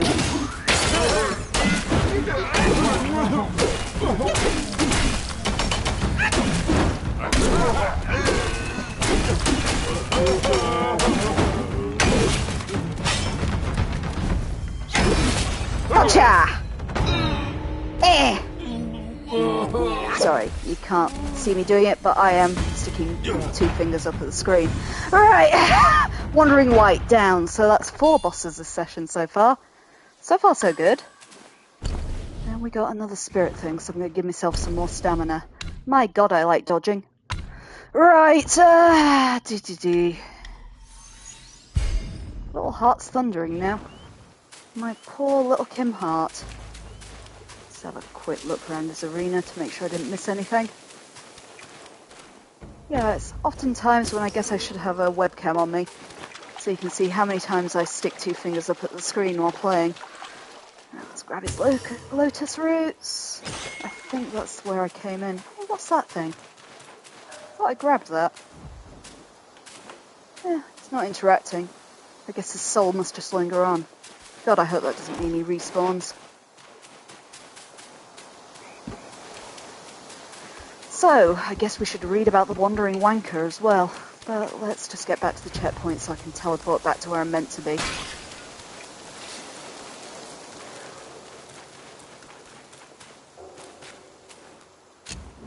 So, the Wandering Wanker we will look up shortly. Let's just fast travel back to where I was. Guanyin Temple. Oh no, the Bamboo Grove. We've moved on.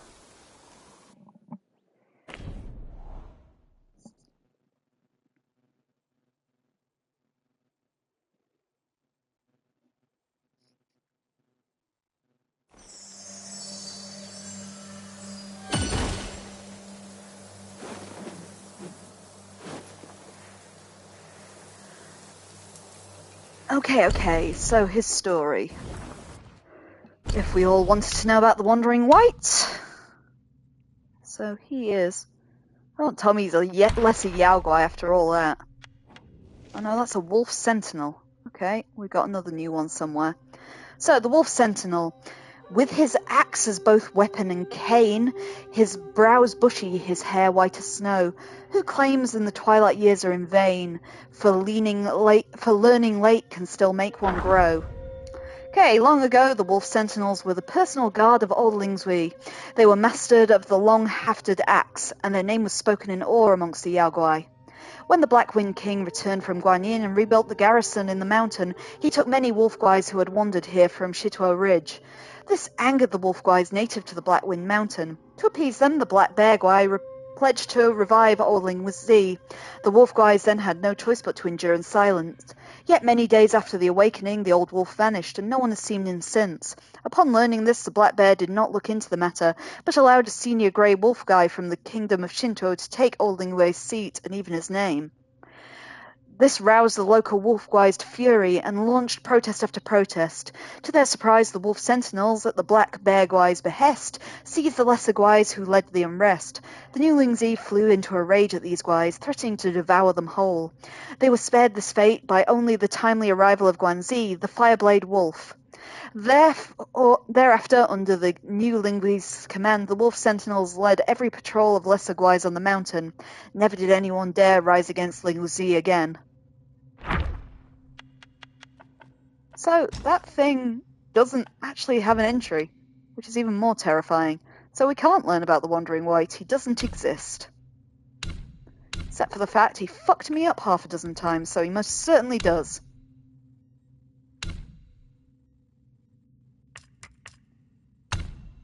Oh, have I got a new spell? Moon Roam. Okay, what are you? Each talent level moderately increases damage after the next perfect dodge. Ooh, I like the sound of you. Oh, that's my transformation. Curious. I can upgrade my transformation too. God, there's a lot of talent trees in this game. But anyway. I'm going to keep focusing on the basis of strength and stamina too. What we got here? God, whatever you are, I love your laugh.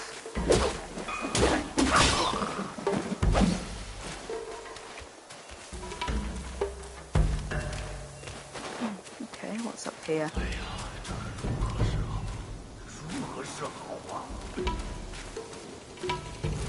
Something having a grumble in here. What we got? Hi, guy. 阁下一看就不是这里的妖怪，莫非也是来拜那黑风大王的？听我一言，这黑熊外强中干，靠不住的，你还是趁早离了此处才好。起死复生、金银财宝都是唬人的，那些个小妖都被骗了。黑风怪好弄把戏，嘴上修真养性。 肚里贪婪起心，我所求之事，不敢托付。Okay, so what's your plea, terrifying manly horse? 虽不知阁下为何来此，但定要多加小心。我此刻心急如焚，需即刻启程，就此别过。Okay, Good talk, manly horse.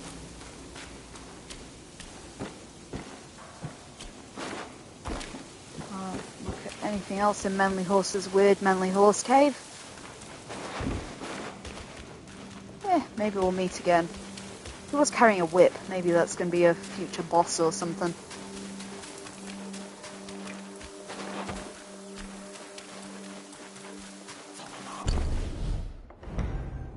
Okay, that was Manly Horse's cave. Okay, there's definitely a guy stalking me over there. Just being very polite about it. Yeah, might have overkilled you a bit there, pal. Right, what else we got around here? Whoa. My God, you guys blend in.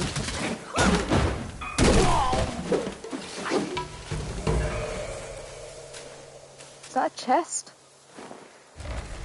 Yeah, just a slightly funny looking one.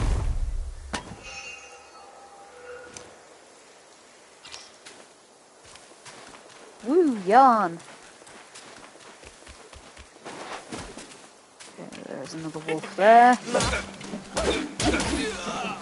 Some think they look more like foxes, but hey, every legend we've said has been talking about wolf guy, so they're wolves, I guess.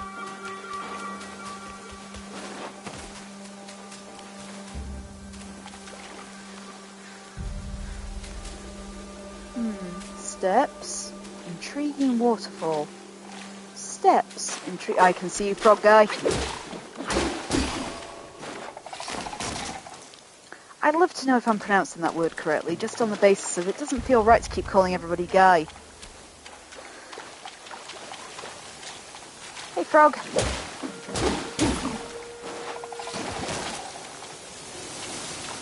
That's what upsets me somewhat, the way the frogs explode. I'm quite fond of frogs. What we got? More will. I'm not used to this experience of not losing all my souls when I die. This is going to take some getting used to. I'm died and I've not been penalized for it? What's going on? Okay, I seem to be able to get under this waterfall too.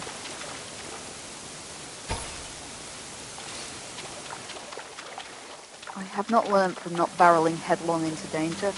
What time are we? Sort of a quarter of an hour or so to explore.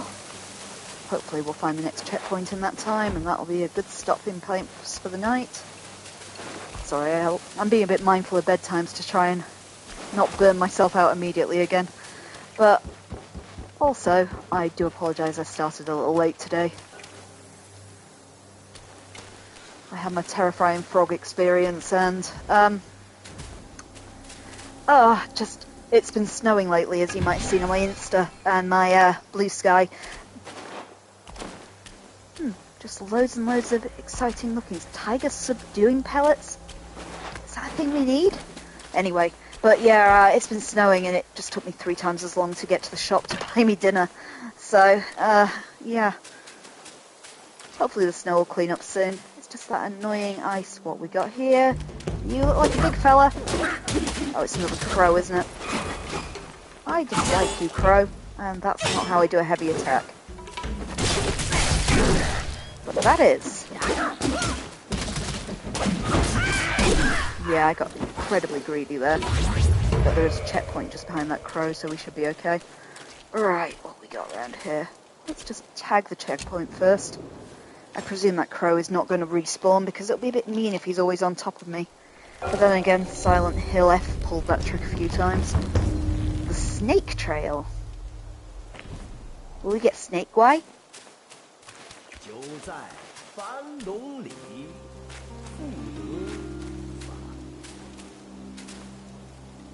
Not sure what the sage is going on about this time. Okay, little map. What does this area look like? Okay, I think this is a dead end, so let's just check it out. Oh, or is it a dead end? It's a fake dead end. Fuck! Don't fork him.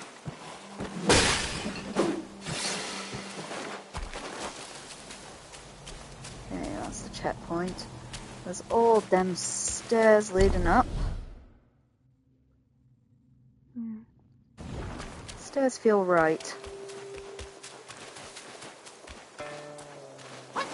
Can't climb that wall. Okay, let's look at the stairs. If I can uncover a bit more map, I can see if I've missed anything at least. Hello?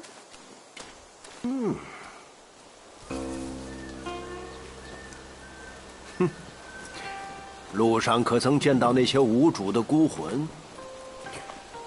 灵韵不散，浮于空中。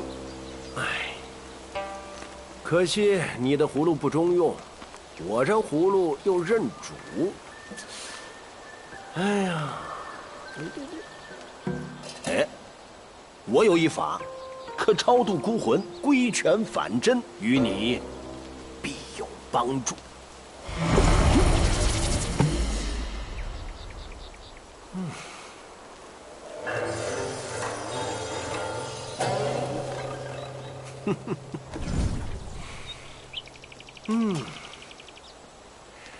这才像样，不能装天，却可渡人。荡去痴念，早入轮回。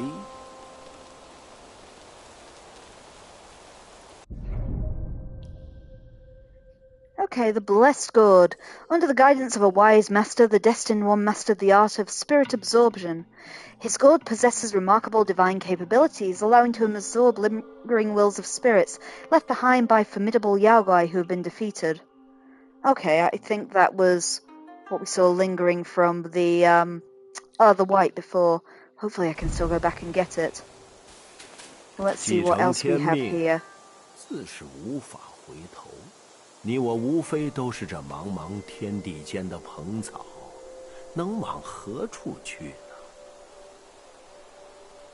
盛景一宿，以彼存之。你已在路上，又如何能停下脚步？只管任性向前，你我还会再见。盛景一宿。Okay, that's all he's got to say. Let's go and see if we can get the white soul back. Run, run, run, run, run. At least the checkpoint's right here.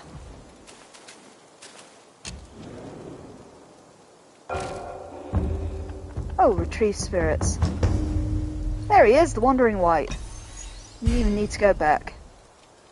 Lost spirits have been received. Cultivate spirits. What does cultivate mean then? Key cost high. Take the form of the wandering white, bow with the utmost devotion, and ram the foe with your bronze skull, dealing massive damage. Upgrade to reduce the key cost for spell. Equipped effect increases your defense. Okay. I imagine that's another form like the, the one I have set. Let's have a look. Like red tides. I'm not 100% sure actually. Let's go try and figure it out. So we upgraded him. Oh, there he is, equipped up there. When your key is full, press R2 and L2 to launch your spirit skills, transforming into powerful Yaoguai. Okay, so it is a bit different. It's not a magic one like the red tide thing that I have. Oh, there it is on my bottom bar, I see it. So I'm not sure how I can tell when my key is full, but we'll figure it out. That's just that guy. And we got a new Gribbly. Kind of snake-necked guy.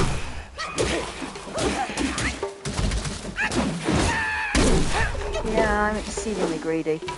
Yeah, we got a new portrait though. So who are you, snake guy? He'll be a lesser guy, I presume. So that's a snake patroller. The seasons turn from slumber it parts, hidden in green, a hunter with arts. Small in shape, it devours the grand, or strikes a pain no cure can stand. In the kingdom of Harmi, a small city stood against the mountainside, its lush grasses and dense forests a haven for serpents, much to the townsfolk's constant dismay. There lived in the city a snake hunter, masterful in his craft, who had freed the people from many a serpent's threat, earning a fair share of silver in the process. He boasted not of his wealth. Instead, he often dispensed porridge to the needy and prayed for all.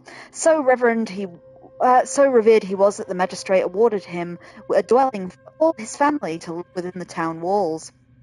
One day a ragged monk, seemingly delusional, came begging at his door. The snake hunter's kind-hearted wife offered clothes and food, but the monk, unsatisfied, demanded liquor. The crowd scorned his impudence, their complaints growing loud until the snake hunter's return. He silenced the clamour and instructed his wife to bring the monk a gourd of spirit. Touched by the gesture, the monk warned, "A serpent guy lurks in your home. Ignore it not, or your family shall perish." The snake hunter scoffed at such mad ramblings and dismissed him promptly, yet his wife heeded the monk's word and urged her husband to search for the guai. He, however, brushed aside her concerns. In her persistence, the wife fetched the mad monk once more to banish the evil. Indeed, with raw meat and an iron hook, the monk drew from their home a massive serpent, taller than a man, clearly a creature of power. "4 limbs it sprouts, and venom deadly," the monk declared. "A mere touch is death." With those words he slew the serpent guy for the woman. Strangely thence the town remained untouched by further snake scourges, as if by the mad monk's hand peace was restored.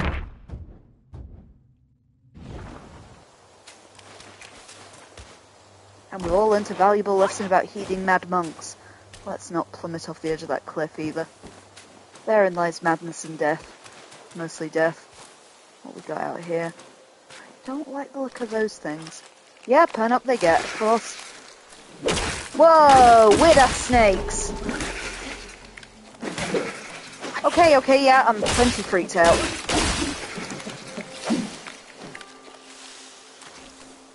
Okay. Scary.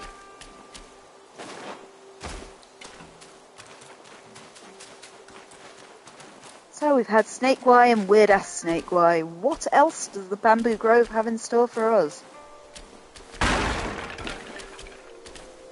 Okay, I broke the tiny fence. Where am I? It's on that corner. I think this road's going to kind of swing down that way anyway, so I won't hurl myself off a cliff.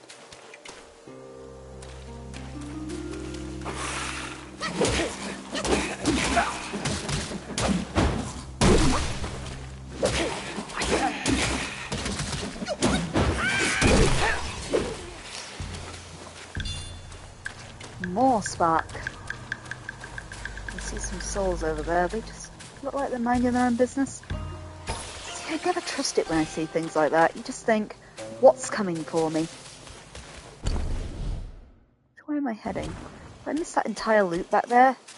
Back off. Let's see. So, I want to know what's over here too.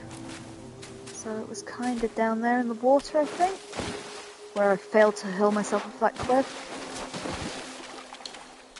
What we got along here?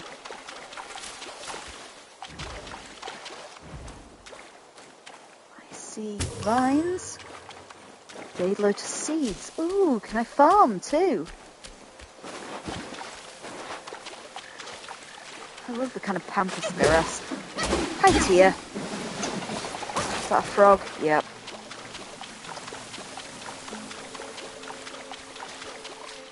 Okay, there's something big looking over there. Whoa. Wowly wazong. Ah, frog! Giant frog! Whoa, buddy, whoa.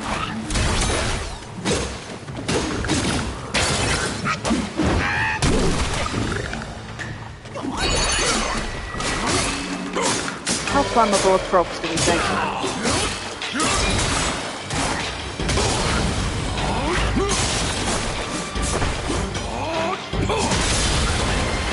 Quite flammable, it turns out. Whoa, the tongue! That's actually kind of neat.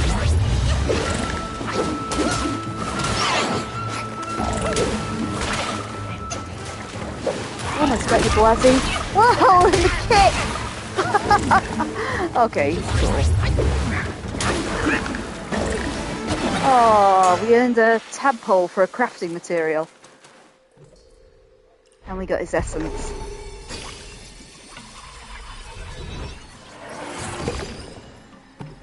Boise Garlong, I think, was mentioned in the Croker's journal entry. But I liked him. He was neat. Oh, more frog bosses, Tia? That'd be fun. Sorry, talking to my cat. Hey, Pussy. Okay, let's try and find our way back to a checkpoint. See, it really is worth looking everywhere in this game.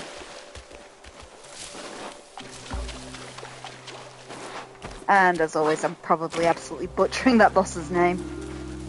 But I like the frog boss.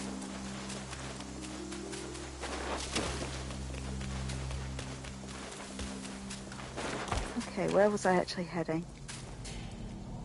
This looks new.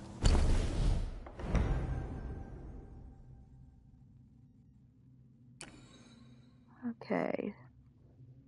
Let's see if I can find my way to a checkpoint, I guess. Looks like an exciting route back to a weird tree up there as well. Whoa, hello. Oh, it's one of those weird snakes.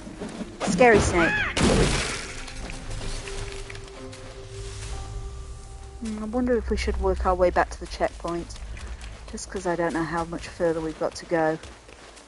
And I'll try and remember we've got to check down there next time. Although that said, I don't actually know how to get back now. Ah, it was up here. We hadn't actually come that far. And you know, we've just beaten a boss, so it's a good point to let off. If I can find my way back to the checkpoint. That's our friend up there, I think, with the gourd. So the checkpoint was just before him? I think down here? Yeah. So let's go see. I just want... Whoa. So I just want to see... First of all, what the benefit of equipping Barley's Gowlang is, because that sounds fun. Take the form of Barley Gowlang, stick out your tongue to lash at foes from afar. Though soft, the tongue can inflict great damage. Watch the demo. There we are as Frog. Actually, that's kind of fun. What does the other guy look like?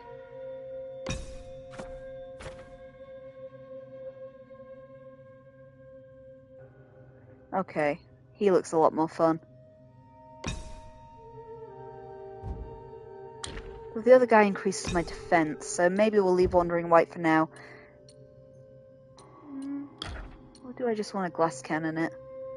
Moderately reduces the stamina cost for jump and jump attack. Yeah. I do like my jump attacks too. And we've got more curios as well, apparently. Cat eye beads to increase your critical hit chance. Sure, why not? More curios for me. So let's just check the journal and see if we've got any more Yao Guai we can talk about, and that's what we'll call it. So the Yao Guai chiefs. First of all, we've got Bo Li Guo Lang. Wrinkles on his skin so snug, a whiff of air, a fishy hug, legs that spring to heights above, from the dirt and muck they love. In the lands west of Blackwind Mountains, within a kingdom named Hami, stood a small town. Every day before dawn, a humble market would gather just outside the town gate. It was a place where peddlers exchanged goods while waiting for the gate to open, but due to the prices, even the townsfolk began to participate. Thus, this market gradually gained its reputation. A few months ago, an oil peddler arrived at the market, garbed in robes of pearly turquoise colour and with eyes that gleamed like copper bells. He had a voice that rang out with a boom, and his breath was foul and pungent. Yet he happened to be a keen talker and naturally was disliked by everyone. The oil he produces, on the other hand, was sought after by everyone. Who could not prefer the oil clear and smooth? Not to mention the price. One could exchange a pinch of fragrant powder for a large gourd of such oil. One day a wandering Taoist passed through and decided to visit the market. He enjoyed his experience and sensed the eerie green mist emanated from that old peddler, a Guai no doubt. The monk chanted, and before the peddler could manage a decent struggle, it revealed its true form as a green-skinned giant frog. The bystanders were startled and grabbed whatever they could use to attack. The frog kicked the ground with both legs, leapt higher than a tree, and swiftly fled towards the mountain. In pursuit, the folks arrived at the marshes, where they witnessed countless small frogs scraping mucus from each other's bodies, collecting it in a large barrel. They applied frequent powder to themselves, hugging and sniffing each other in sheer delight. Silently, the people approached and peered into the barrel. The mucus inside gleamed with clarity, just like the oil they had favoured. At the sight, they were occupied by bouts of nausea and began to vomit. None had the strength to pursue and kill the guais. All the frogs noticed this and hastily fled, leaving the marshes filled with a rather unique scene. It seems there's a lesser guy we haven't read as well. Let's find him. The Skeletal Snake. A noble's fate, vengeful breath, binds the bones of snakes in death, a soul mistreated here to stay, resentful will blown astray. In the village of Shaded Heights there lived a young man, orphaned and impoverished, constantly mistreated by his fellow villagers. One day hunters from the village discovered a strange cave in the mountains, emitting eerie sounds that sent shivers down their spines. Too afraid to enter themselves, the villagers pushed the young man to investigate. Lost in the darkness, he stumbled and fell from a cliff, crying out in agony. Believing the cave harboured a fearsome guai, the villagers abandoned him and fled in terror. Sitting at the bottom, the young man wept bitterly. Amidst his tears, he heard the sound of bones snapping and the rustling movement. Startled, he fell silent only to hear footsteps approaching. Filled with fear, he yelled, "Stay away! I'm an orphan and burdened with misery. My flesh is lean, feasting on me won't do you any good." Surprisingly, as soon as he spoke, the footsteps stopped. Time passed within the darkness. Hunger gnawed at the man's senses. Desperately, he pleaded, "There's no one coming for me. Devour me quickly, so I may have a merciful death." Then the footsteps resumed, inching closer. Terrified, he assumed the end was imminent. Yet, to his astonishment, he felt a piece of cloth gently brushed against his face. Reaching out, he realized it was a sleeve, which he grasped firmly. The sleeve guided him to stand and led him through the darkness until they found the cave's entrance. As the daylight bathed them, the young man finally saw what had been guiding him, a skeletal serpent guai. Seeing the young man startled, the guai suddenly extended its neck and swept him out of the cave. Afterwards, the young man was saved by passing merchants and departed from the village with them. From then on, his life gradually improved and prospered. As the saying goes, misfortune may be the harbinger of fortune, and fortune may conceal misfortune. While not an absolute truth, when events reach their peak, the change becomes inevitable. From change, opportunities arise, and the lowest valleys often reveal the clearest paths. I was oddly positive for the snake skeleton story. Okay. So, I think that's where we'll leave it today.